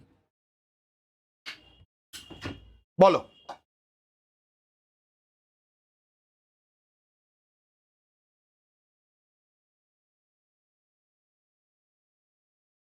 কার্যগতভাবে কেন, কেন কিছু গাছের ক্ষেত্রে পরাগরেণু এইভাবে ভাগ হচ্ছে যুগপৎ টাইপে, এবং কিছু গাছের ক্ষেত্রে সাকসেসিভ বা ধারাবাহিক টাইপে ভাগ হচ্ছে? যদি হয়ও, তাদের মধ্যে পরাগরেণুটা যখন পরাগথলি বিদীর্ণ করে বাইরে বেরোবে তখন কি পার্থক্যগত জিনিস তৈরি হবে? সেটা তো বুঝলাম, কোষপাত গঠন আর ক্লিভেজ, সেটা তো প্রক্রিয়াগত পার্থক্য। আমি বলছি ফাংশনাল ডিফারেন্স, তার ফলে কার কি লাভ হবে, কার কি ক্ষতি হবে? একটায় কোষ সংখ্যা বৃদ্ধি আর একটায় কোষ আকারে বৃদ্ধি। না বাবা, আকার আকৃতিগত বৃদ্ধি নয়, দুটোতেই তো 4টেই হচ্ছে, সংখ্যা তো একই থাকছে। দেখো এইখানে যদি সেল প্লেট গঠিত হয় এই ধারাবাহিক বা সাকসেসিভ টাইপে, পরাগরেণুগুলো সর্বদা একসাথে জুড়ে থাকবে। একটা কোষেই, এই যে ইরফান অনেকটা কাছাকাছি বলেছো, একটা কোষেই 4টে নিউক্লিয়াস নয়, 4টেই আলাদা কোষ, কিন্তু তারা জুড়ে থাকবে, তারা জুড়ে থাকবে, তারা একসাথে লেগে থাকবে। অন্যদিকে সাইমালটেনিয়াস টাইপে কোষগুলো সর্বদাই বিচ্ছিন্নভাবে থাকবে, কোষগুলো সর্বদাই বিচ্ছিন্নভাবে থাকবে। এই যে আমরা এক্ষুনি পড়লাম পোলেন কিটে পরাগরেণুগুলি একত্রিত রাখতে সাহায্য করে, নিশ্চয়ই সাকসেসিভ টাইপে পোলেন কিট অধিক মাত্রায় খরিত হয়, নিশ্চয়ই সাইমালটেনিয়াস টাইপে পোলেন কিট কম পরিমাণে খরিত হয় বা হয় না। This is the functional difference. Clear না? ক্লিয়ার না? এই ছবিটা যদি মনে রাখতে পারো, এই মাইক্রোস্পোরোজেনেসিস প্রক্রিয়ায় একটা শব্দ পড়তে হবে না, শুধু এই ছবিটা পড়ো, শুধু এই ছবিটা পড়ো, আর কিচ্ছু পড়তে হবে না। যা কোশ্চেন আসবে এই ছবিতেই লেখা আছে। ডায়াড টেট্রাড কোষপাত গঠন হচ্ছে এইটায়, এটায় সাইমালটেনিয়াসে ক্লিভেজিং বা ফাড়ো হচ্ছে, বাকি সমস্ত এক। ক্লিয়ার?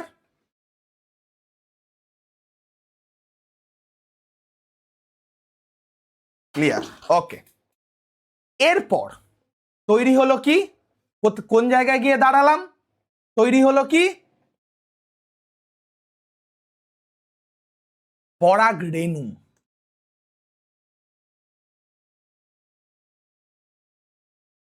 পরাগ রেণু, ঠিক আছে? পরাগ রেণুর প্রাচীর কিরাম হয়? পরাগ রেণুর যে প্রাচীর গঠিত হয়, পরাগ রেণুর প্রাচীর দু রকমের হয়। সেটা হচ্ছে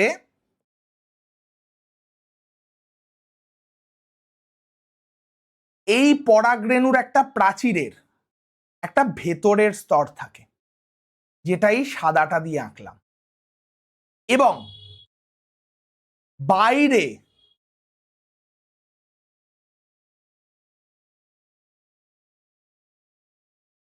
বহিস্তর।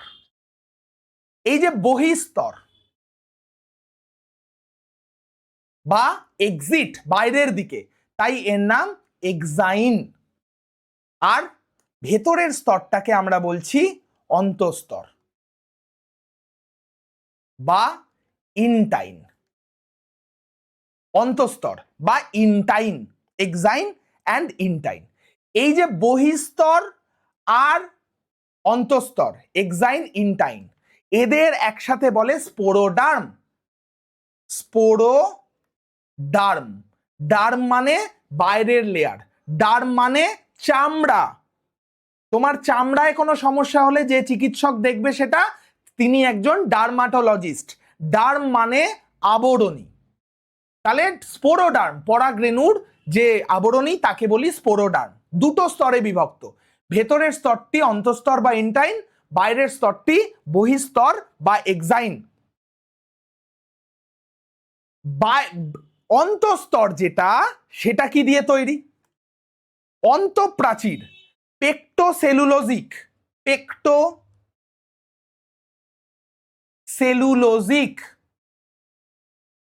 এই শব্দটার থেকে কি বুঝলাম? পেক্টো কথাটা এসছে পেকটিন থেকে, সেলুলোজিক কথাটা এসছে সেলুলোজ থেকে, মানে অন্তঃস্তরটা পেকটিন আর সেলুলোজ দিয়ে তৈরি। বহিস্তরটা কি?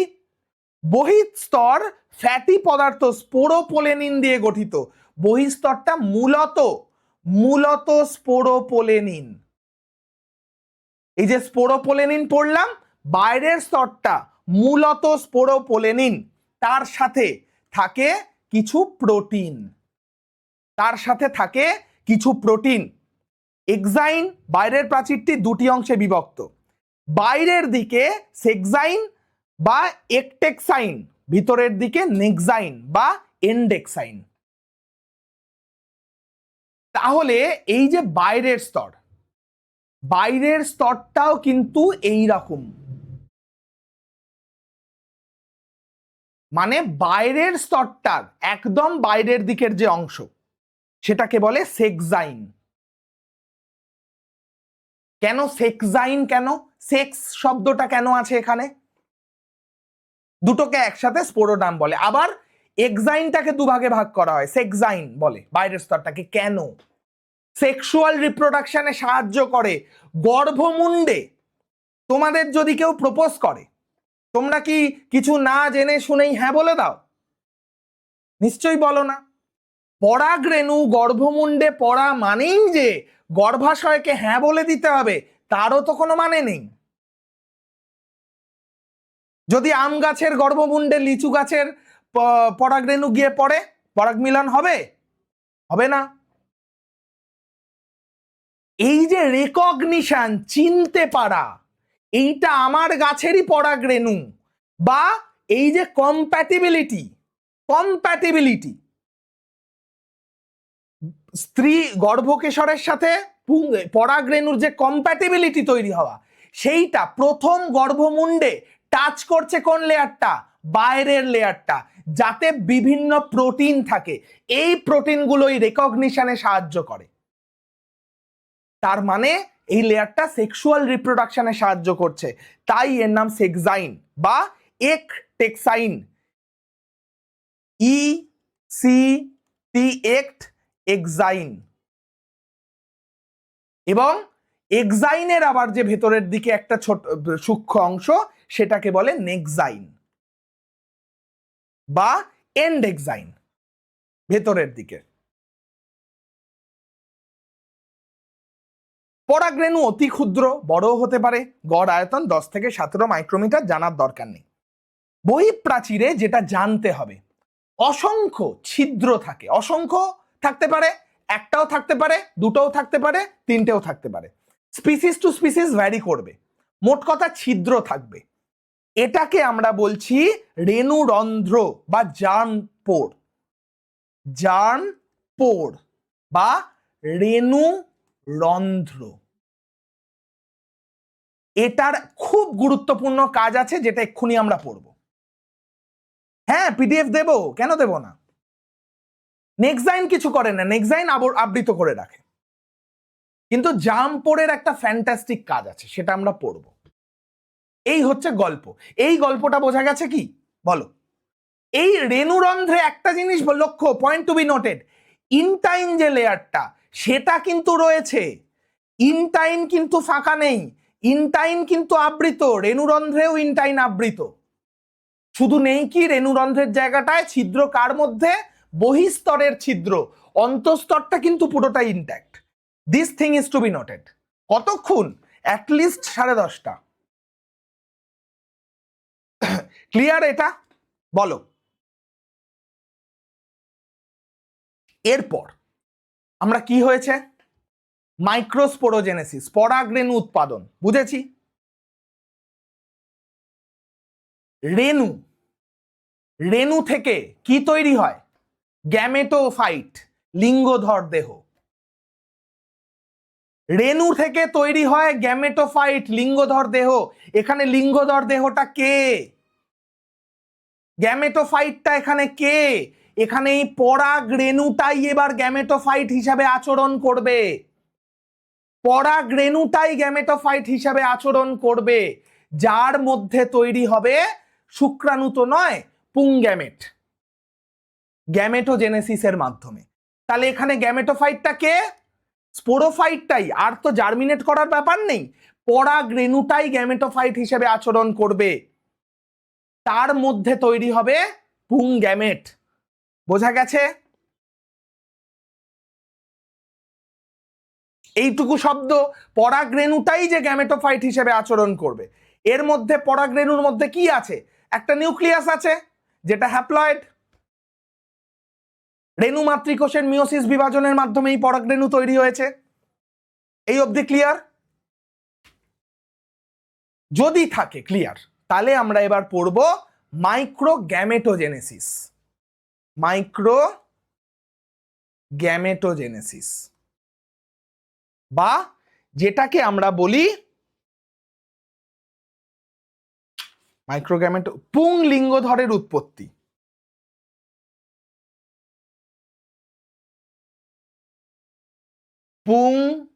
পুংলিঙ্গধরের বা পুংগ্যামেট উৎপাদন।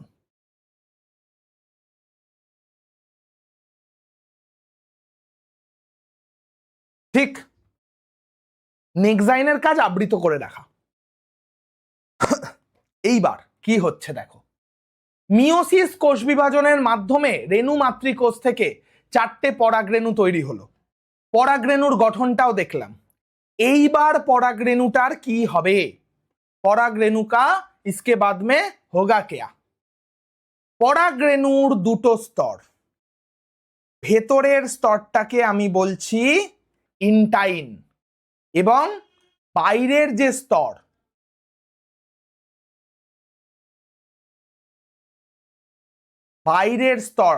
বাইরের স্তরটাকে বলছি আমরা কি? এক্সাইন। এইটুকু আমরা মনে রেখেছি। এর মধ্যে একটা নিউক্লিয়াস আছে, অবশ্যই হ্যাপ্লয়েড। কটা নিউক্লিয়াস? একটা। এইবার এইখানে কি হয়? একটা কোষ গহ্বরের সৃষ্টি হয়, একটা ভ্যাকুওল তৈরি হবে, কোষ গহ্বর। এইখানে কি হয়? একটা কোষ গহ্বর তৈরি হয়, বা কোষ গহ্বর অত মাথায় রাখতে হবে না তোমাদের, কত কি রাখবো ওইটুকু মাথায়। কোষ গহ্বরটা অতটা এসেনশিয়ালও নয়, যেটা এসেনশিয়াল সেইটা দেখো। এই যে ভেতরে একটা কোষ, ভেতরে যে একটা কোষ, আচ্ছা 1 সেকেন্ড দাঁড়াও তো, এটা একটু বড় করে দিই। হ্যাঁ, যা।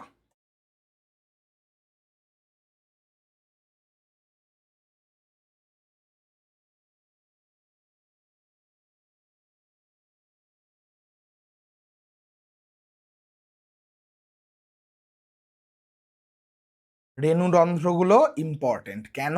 আসবো। ভেতরে একটা কোষ, এইটাকে কপি করে নি, বারবার আঁকতে হবে এটা, নালে কি হচ্ছে? মাইটোসিস বিভাজন হচ্ছে। মাইটোসিস বিভাজন হচ্ছে, প্রথম মাইটোসিস। হ্যাপ্লয়েড কটা?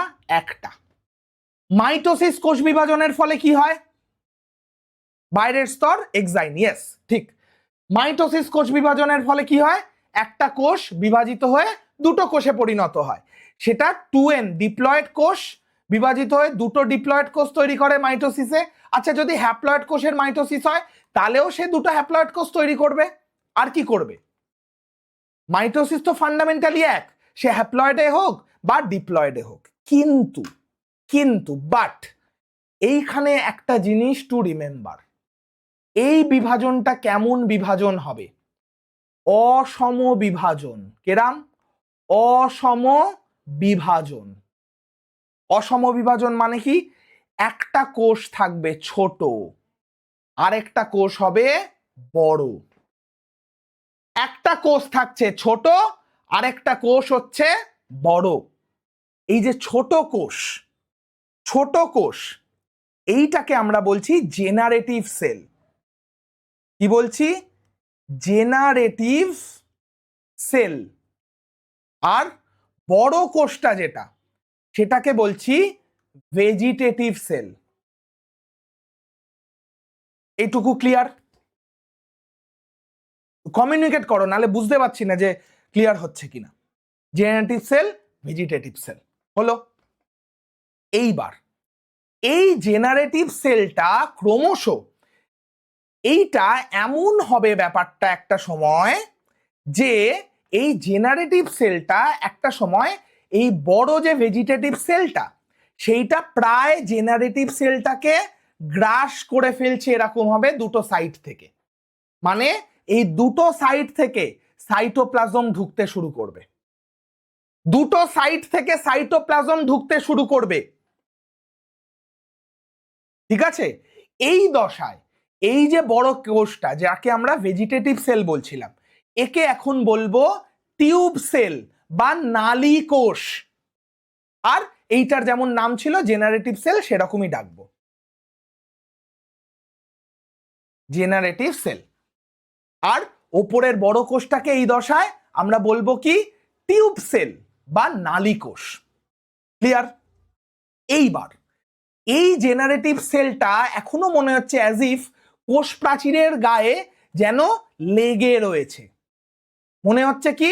যেন কোষ প্রাচীরের গায়ে লেগে রয়েছে এই জেনারেটিভ সেলটা। সেটাই কি হবে?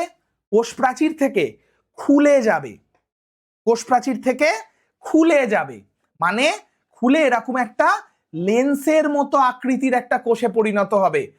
আর বড় কোষটা তো এইটা ছিলই, এইটা হচ্ছে টিউব সেল, বড় নালী কোষ, আর এইটা জেনারেটিভ সেল। ক্লিয়ার? এইটুকু ক্লিয়ার সবার? অসম কেন হলো? কারণ অ্যাসিমেট্রিক ডিভিশন হলো বলেই ভেজিটেটিভ, যেটা হচ্ছে অঙ্গজ কোষ, এইটা আমরা দেখব নিষেকে ভূমিকা পালন করছে না, জেনারেটিভ সেলটাই ভূমিকা পালন করছে। যাতে পুং গ্যামেটটা তৈরি হয়, যেটা ক্ষুদ্র আকৃতির, সেইটা তৈরি করার জন্যই এই অসম বিভাজন। ঠিক আছে স্যার, সাইটোপ্লাজম ঢোকার পর কি শুধু জেনারেটিভ সেলকেই গ্রাস করবে? হ্যাঁ, কারণ টিউব সেলটা তো বড়। এইবার জেনারেটিভ সেলটা কোষ প্রাচীরের গায়ে যেন মনে হচ্ছিল লেগে রয়েছে একটু, এখানে অসম হলেও এই স্টেজটায় তাও মনে হচ্ছিল দুটো আলাদা কোষ। এইখানে মনে হচ্ছে যে পুরোটাই টিউব সেল, জেনারেটিভ সেলটা বোধহয় কোষ প্রাচীরের গায়ে একটু লেগে আছে। আর এইখানে সেই কোষ প্রাচীর থেকে জেনারেটিভ সেলটা খুলে গেল, মানে কেমন হলো? টিউব কোষটাই আসল কোষ, তার সাইটোপ্লাজমের মধ্যে জেনারেটিভ সেলটা যেন ভাসছে। টিউব কোষের সাইটোপ্লাজমে যেন জেনারেটিভ সেলটা ভাসছে, এরম একটা পর্যায় তৈরি হলো। আবার মাইটোসিস হবে, আবার কি হবে? মাইটোসিস, কোষ বিভাজন হবে। কার? জেনারেটিভ সেলের। মাইটোসিস আবার কার? এই স্টেজটাতেই কিন্তু লিখতে ভুলে গেছিলাম, হ্যাপ্লয়েড সেল কটা? দুটো। এই অবধিও হ্যাপ্লয়েড সেল কটা? দুটো।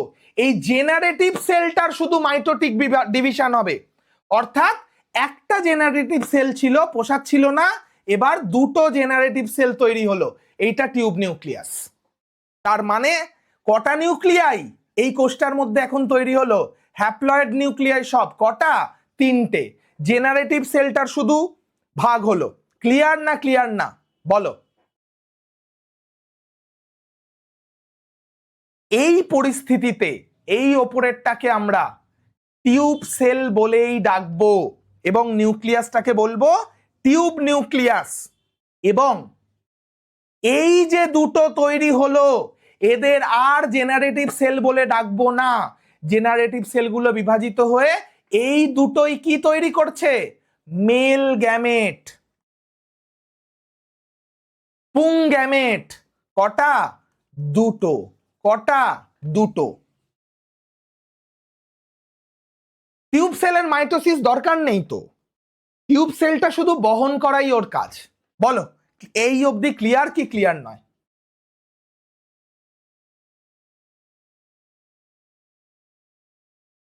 ক্লিয়ার কি ক্লিয়ার নয় বলো?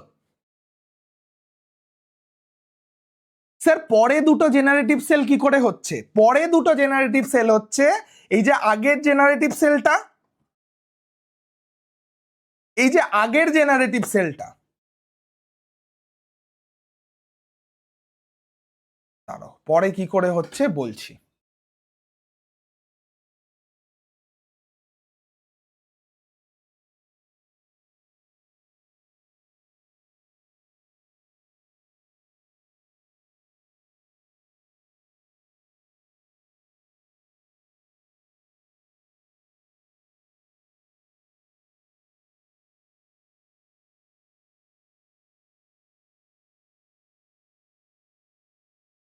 এই যে আগে যে জেনারেটিভ সেলটা ছিল, তার মাইটোসিস কোষ বিভাজন হচ্ছে, হয়ে দুখানা কোষ তৈরি হচ্ছে। মাইটোসিস কোষ বিভাজনের মাধ্যমে এরাই হচ্ছে দুটো মেল গ্যামেট, পুং গ্যামেট, যারা নিষেকে ভূমিকা পালন করবে। ক্লিয়ার না ক্লিয়ার না বলো? এই হয়ে গেল মাইক্রোগ্যামেটোজেনেসিস। ক্লিয়ার? এরপর এই পরাগরেণুটা এই অবস্থায় পশু পাখি, মানুষ, বাদুড়, বাতাস, জল, বিভিন্ন কিছুর মাধ্যমে, যার খুশির মাধ্যমে বাহিত হয়ে কোথায় গিয়ে পড়বে? গর্ভমুণ্ডে। কোথায় গিয়ে পড়বে?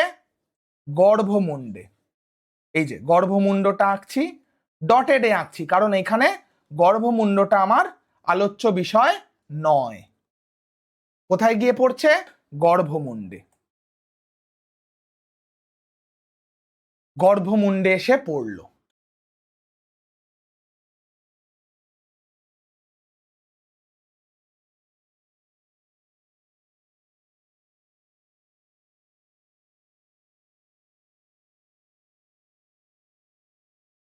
হ্যাঁ,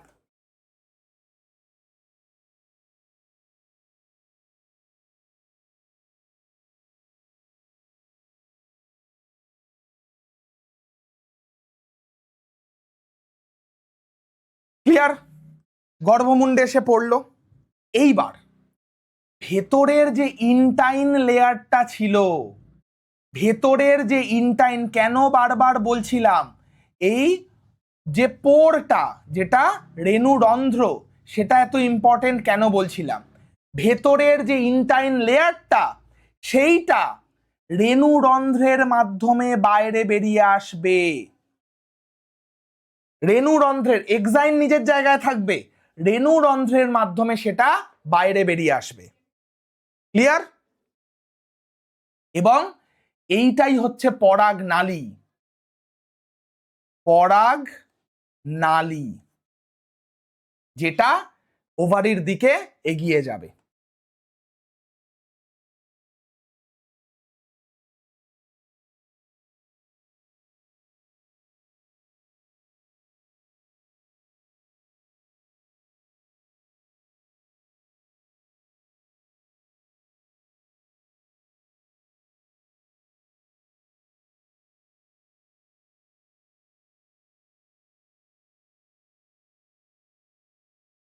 যেটা ওভারির দিকে এগিয়ে যাবে। এবং অবশ্যই এই যে টিউব নিউক্লিয়াসটা, সেটা সবার আগে থাকে। তারপরে থাকে দুটো মেল গ্যামেট। এই দুটো হচ্ছে মেল গ্যামেট বা পুং গ্যামেট। কটা? দুটো হ্যাপ্লয়েড। আর শুরুতে থাকে এই টিউব নিউক্লিয়াসটা। এই পুরো জিনিসটাই পরাগ নালীর মাধ্যমে পৌঁছবে গর্ভাশয়ের দিকে। পোলেন টিউব, ইয়েস, পরাগ নালী। যদি ছোট করে বিষয়টা দেখাই, এটা হচ্ছে গর্ভাশয় বা ডিম্বাশয়, যার মধ্যে থাকে ডিম্বক। এইসবে আমরা যাব, এখনো যাইনি, ছোটবেলায় পড়েছো ক্লাস 10-এ। এই পরাগ নালীটাই এসে এই ডবল ফার্টিলাইজেশন করবে। এই যে দুটো পুং গ্যামেট, সেই হচ্ছে এই দুটো পুং গ্যামেট। এই হচ্ছে তোমাদের মাইক্রো গ্যামেটোজেনেসিস। ক্লিয়ার না ক্লিয়ার না সেটা একটু বলো, জলদি বলো, ক্লিয়ার না ক্লিয়ার না? সোজা জিনিস। এই ছবিগুলোই যদি মনে রাখতে পারো, আর একটা শব্দও পড়ার দরকার নেই। যা কোশ্চেন হবে এই ডায়াগ্রাম থেকেই কোশ্চেন হবে। যখন আমরা সলভ করব আর আরো দুটো ক্লাসের পর, তখনই সেটা মিলিয়ে নেবে। Clear? Very good.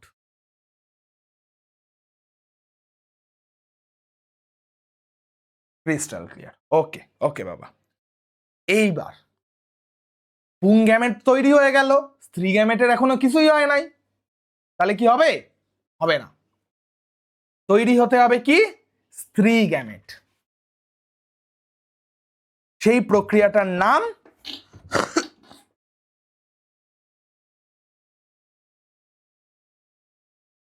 Mega sporogenesis, বা এটা কি ছিল? পরাগরেণু উৎপাদন। আর মেগাস্পোরোজেনেসিস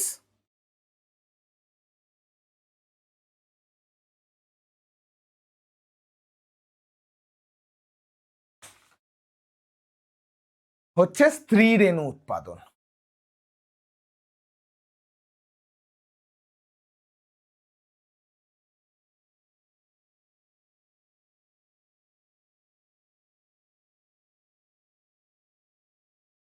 ছুটি দিন, ঘুম পাচ্ছে, এই ফিমেল এটা পড়িয়ে নি,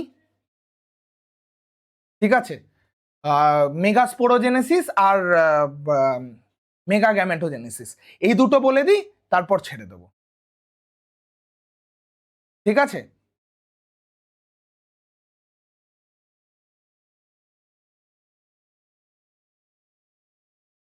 মেগাস্পোরোজেনেসিস, মেগা গ্যামেটোজেনেসিস। এইবার মেগাস্পোরোজেনেসিস, এইখানে যেটা ভালো করে বুঝবে একটা জিনিস, সেটা হচ্ছে এইখানে আমাদের এই যে স্ত্রী ফিমেল গর্ভকেশরের স্ট্রাকচারটা মনে আছে?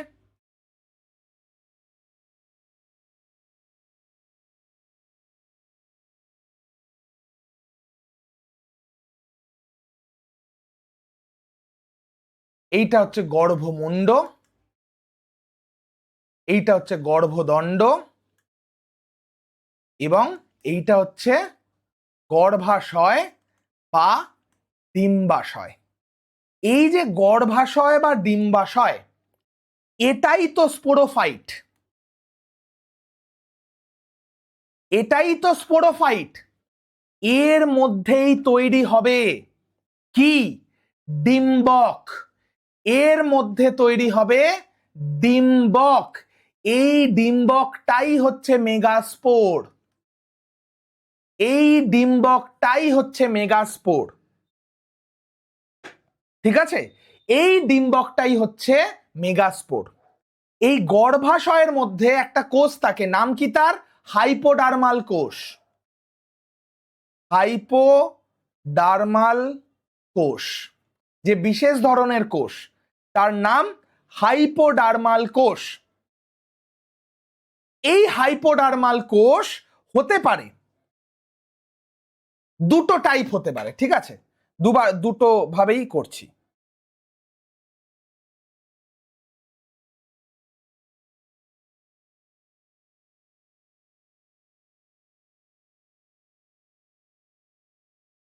হাইপোডার্মাল কোষ, এই হাইপোডার্মাল কোষ থেকেই তৈরি হয়ে যেতে পারে, এই হাইপোডার্মাল কোষটা থেকেই কোনো রকম কোষ বিভাজন ছাড়া, কোনো রকম কোষ বিভাজন ছাড়াই এই হাইপোডার্মাল কোষ যেটা আচরণ করতে পারে মেগাস্পোর মাদার সেল বা স্ত্রী রেণু মাতৃকোষ হিসেবে, বা যেটাকে বলবো মেগাস্পোর মাদার সেল, বা ইংরেজিতে আরেকটা নাম আছে মেগাস্পোরোসাইট, CYTE, মেগাস্পোরোসাইট। হাইপোডার্মাল কোষ ডিপ্লয়েড, মেগাস্পোরোসাইট ডিপ্লয়েড, কোনো অসুবিধা নেই। এই মেগাস্পোর মাদার সেলের হবে মিওসিস কোষ বিভাজন, এবং মিওসিসের ফলে তৈরি হবে কি? মেগাস্পোর টেট্রাড, মেগাস্পোর টেট্রাড, অর্থাৎ চারটে মেগাস্পোর, তার জন্য টেট্রাড বলা হচ্ছে, অর্থাৎ চারখানা স্ত্রী রেণু। এইটা হচ্ছে একটা টাইপ।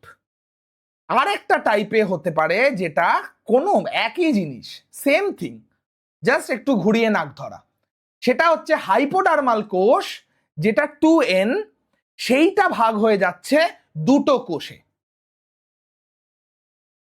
দুটো কোষে। একটা হচ্ছে প্যারাইটাল কোষ বাইরের, মানে একটাই প্যারাইটাল কোষটা একটা আবরণী কলা সৃষ্টি করবে, আর কিচ্ছু নয়।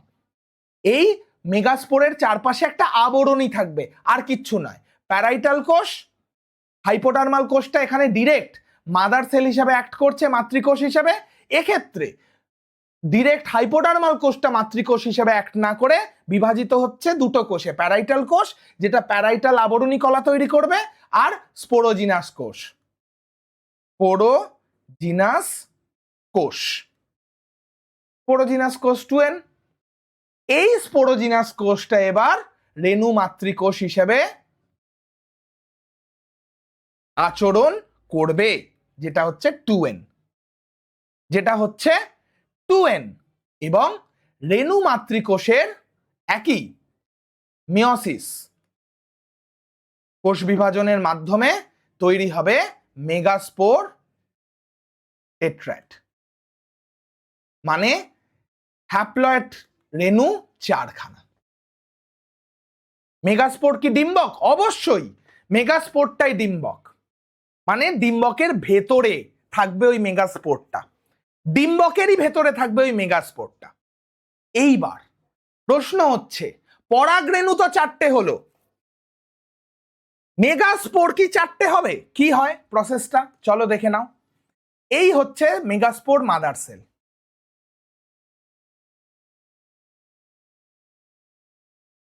এইটা হচ্ছে ডিম্বক রন্ধ্র,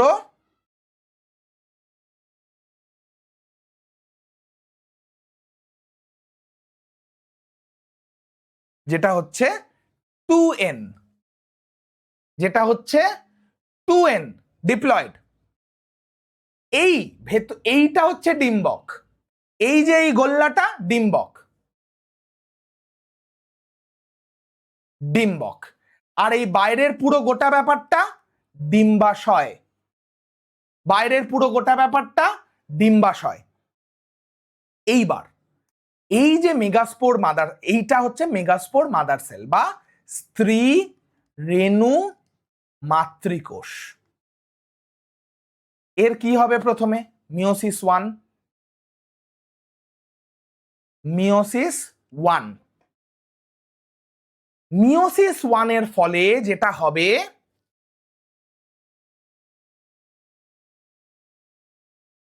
কপি করা যাবে? যাবে। মিওসিস 1 এর ফলে যেটা তৈরি হবে সেইটা হচ্ছে দুটো কোষযুক্ত একটা স্টেজ তৈরি হবে, যেখানে দুটো কোষ রয়েছে। এই ডিম্বকে কটা কোষ রয়েছে? দুটো কোষ রয়েছে। কটা কোষ? দুটো কোষ। মেগাস্পোরোজেনেসিস না, মেগাস্পোর মাদার সেলকে মেগাস্পোরোজেনেসিস বলে না। মেগাস্পোরোজেনেসিস মানে হচ্ছে এই যে স্ত্রী রেণু উৎপাদন, পুরো প্রক্রিয়াটাকে বলে স্পোরোজেনেসিস। জেনেসিস মানে তৈরি হওয়া, স্ত্রী রেণু উৎপাদন, এইটাকে বলবো মেগাস্পোরোজেনেসিস। বুঝলে পুরো প্রসেসটা? আর মেগাস্পোর মাদার সেল হচ্ছে যে কোষটা, এই যে ডিপ্লয়েড কোষটা বিভাজিত হয়ে হ্যাপ্লয়েড রেণু, স্ত্রী রেণু তৈরি হবে, সেইটা হচ্ছে রেণু মাতৃকোষ। এই জায়গাটা কিন্তু ভালো করে বোঝার আছে, একবার বুঝে নাও। কারণ পরাগ রেণু 4টে হতে পারে, কিন্তু স্ত্রী রেণু কিন্তু 4টে হবে না। এখানে কি হচ্ছে এবার? মিওসিস 1 এর পর মিওসিস 2, মিওসিস 2। এখানে কি হচ্ছে? এখানে কিন্তু সমান ভাগে এই যে ডিম্বকের যে নিউক্লিয়াসটা সমান ভাগে ভাগ হয়ে যাচ্ছে 4টে হ্যাপ্লয়েড কোষে। এখানে কিন্তু মিওসিস শেষে তৈরি হচ্ছে 4টে কোষ। বারবার বলছি 4টে কোষ নয়, তাহলে কি হচ্ছে? এই 4টে কোষ এবার ডেভেলপমেন্টাল স্টেজের মাধ্যমে, এই 4টে কোষ, কি যন্ত্রণা,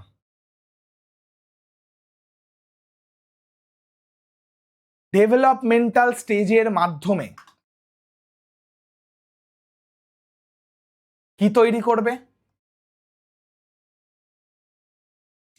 পুরো ব্যাপারটাই হচ্ছে পুষ্টি প্রক্রিয়ার। এই 4টের মধ্যে যে কোনো একটা কোষ সক্রিয় স্ত্রী রেণু হিসেবে কাজ করবে, বাকি কোষগুলো, এটা আরো বড় আঁকা প্রয়োজন,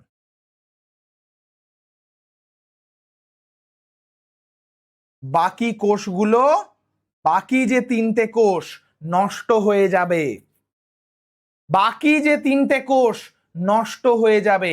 এটাই হচ্ছে ফাংশনাল মেগাস্পোর, সক্রিয় স্ত্রী রেণু ডিম্বকের মধ্যে তৈরি হলো, এবং বাকি যে নিচের 3টে কোষ ছিল বিনষ্ট হয়ে যায়, ডিসইন্টিগ্রেট, বিনষ্ট হয়। তাহলে এখানে কি তৈরি হলো? আলটিমেটলি কটা মেগাস্পোর তৈরি হলো? একটাই হ্যাপ্লয়েড, বাকি 3টে নষ্ট হয়ে গেল। বোঝা গেছে না যায়নি? বোঝা গেছে না যায়নি বলো?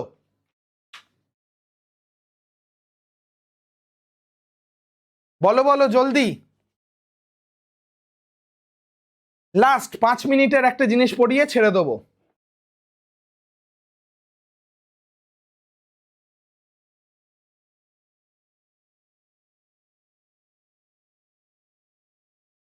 ক্লিয়ার? তাহলে আলটিমেটলি মেগাস্পোর কটা তৈরি হলো? একটাই, ডিম্বকের মধ্যেই হচ্ছে। এর পরের, তার মানে চারটের মধ্যে 3টে রেণু নষ্ট হয়ে যাচ্ছে, একটাই সক্রিয় স্ত্রী রেণু হিসেবে থেকে যাচ্ছে। এর পরের যে সহজ স্টেজটা হচ্ছে মেগা গ্যামেটোজেনেসিস, যাকে বলে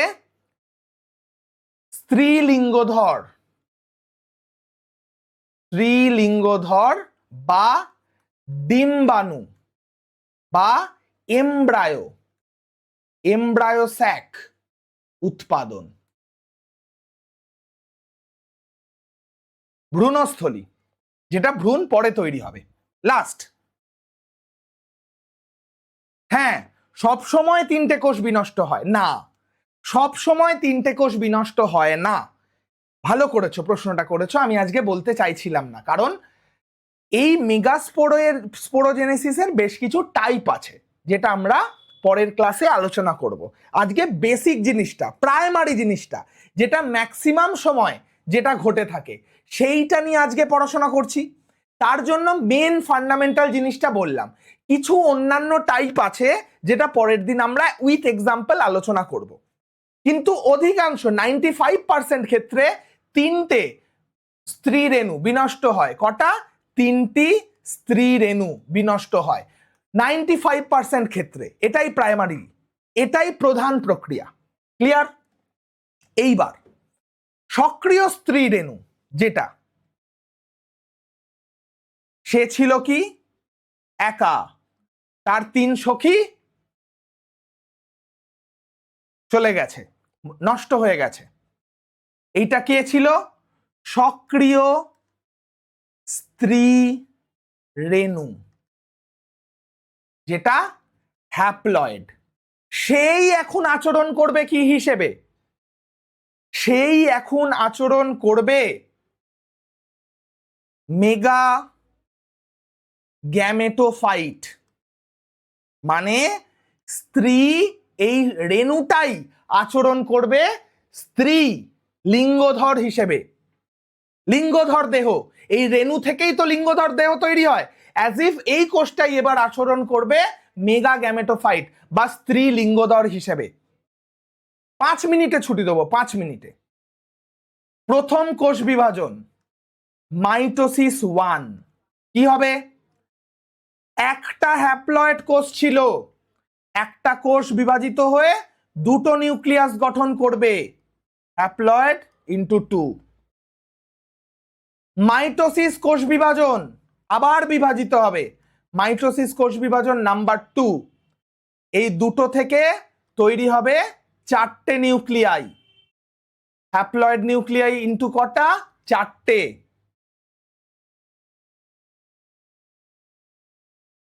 হ্যাঁ দিয়ে দেবো স্নেহা, টেলিগ্রামে আমি জয়েন হইনি বোধহয় এখনো, হয়ে দিয়ে দেবো। আর আবার আরেকটা বিভাজন মাইটোসিস 3, 4টে থেকে কটা হবে? 8টা হবে। 8টা কি? হ্যাপ্লয়েড ইনটু 8, 8খানা হ্যাপ্লয়েড নিউক্লিয়াই তৈরি হয়ে গেল। এইবার কিচ্ছু হবে না, এগুলোর শুধু রিঅ্যারেঞ্জমেন্ট হবে, এগুলোর শুধু রিঅ্যারেঞ্জমেন্ট হবে। এই যে 8টা হ্যাপ্লয়েড নিউক্লিয়াই, হ্যাপ্লয়েড নিউক্লিয়াই কটা? 8টা। সে কিভাবে সজ্জিত হবে তারা? ওপরের দিকের একটা নিউক্লিয়াই সে ডিম্বাণু হিসেবে আচরণ করবে। ডিম্বাণু কটা? হ্যাপ্লয়েড একটাই। আরো 2টো নিউক্লিয়াই তারা সহকারী কোষ হিসেবে আচরণ করবে।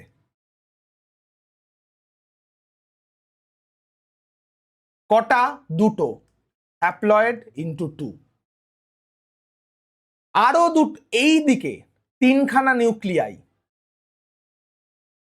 এরা ঠিক ডিম্বাণু যেদিকে থাকবে তার উল্টো দিকে প্রতিপাদ কোষ হিসেবে আচরণ করবে। কি হিসেবে? প্রতিপাদ কোষ। কটা?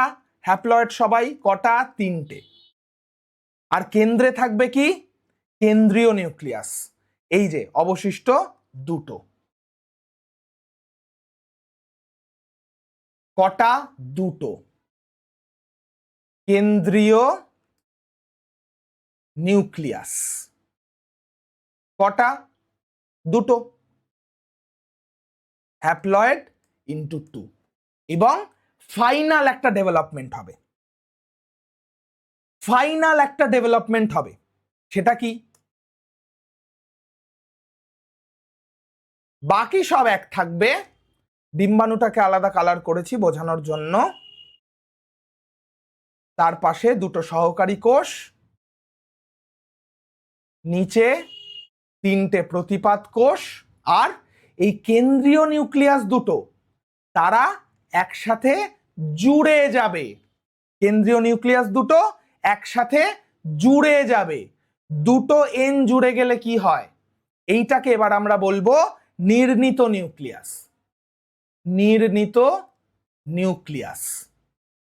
দুটো হ্যাপ্লয়েড জুড়ে গেলে n প্লাস n হয়ে গেল নির্ণীত নিউক্লিয়াস কি 2n ডিপ্লয়েড। তাহলে ফাইনালি লিখে দিই, ডিম্বাণু কটা? একটা, হ্যাপ্লয়েড। সহকারী কোষ কটা থাকছে? দুটো, হ্যাপ্লয়েড। প্রতিপাদ কোষ কটা থাকছে? তিনটে, হ্যাপ্লয়েড। এবং নির্ণীত নিউক্লিয়াস কটা থাকছে? একটা, ফাইনালি একটা, 2n ডিপ্লয়েড। এই তৈরি হয়ে গেল ফিমেল গ্যামেটোফাইট, স্ত্রী লিঙ্গধর, যার মধ্যে রয়েছে ফিমেল গ্যামেট, যেটা হচ্ছে ডিম্বাণু। এই হচ্ছে গল্প। বলো ক্লিয়ার কি ক্লিয়ার নয়? ফাইনালি ইন্টারেস্টিং ক্লাসগুলো লাগছে কি? বলো। বোঝার ব্যাপার, মুখস্থর ব্যাপার কমে এসছে, অনেক কিছু বোঝার ব্যাপার, ম্যাক্সিমামটাই ছবি এঁকে বোঝার ব্যাপার।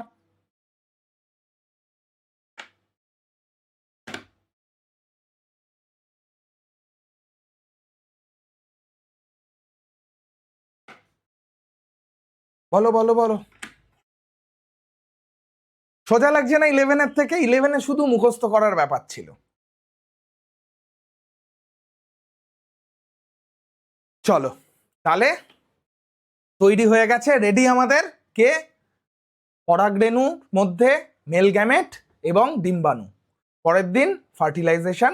ও ফার্টিলাইজেশন হবে কি, তার আগে তো পরাগরেণুর মেল গ্যামেট গুলো পরাগরেণু সমেত বয়ে বয়ে নিয়ে যেতে হবে। কে বয়ে নিয়ে যাবে? বিভিন্ন বাহক, মানে পরাগ মিলন হতে হবে। পরের দিন পরাগ মিলন এবং নিষেক।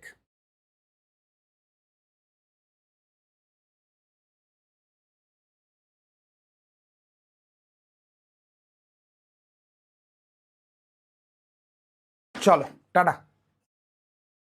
হ্যাঁ জলদি দিয়ে দেবো। ঠিক আছে, টাটা।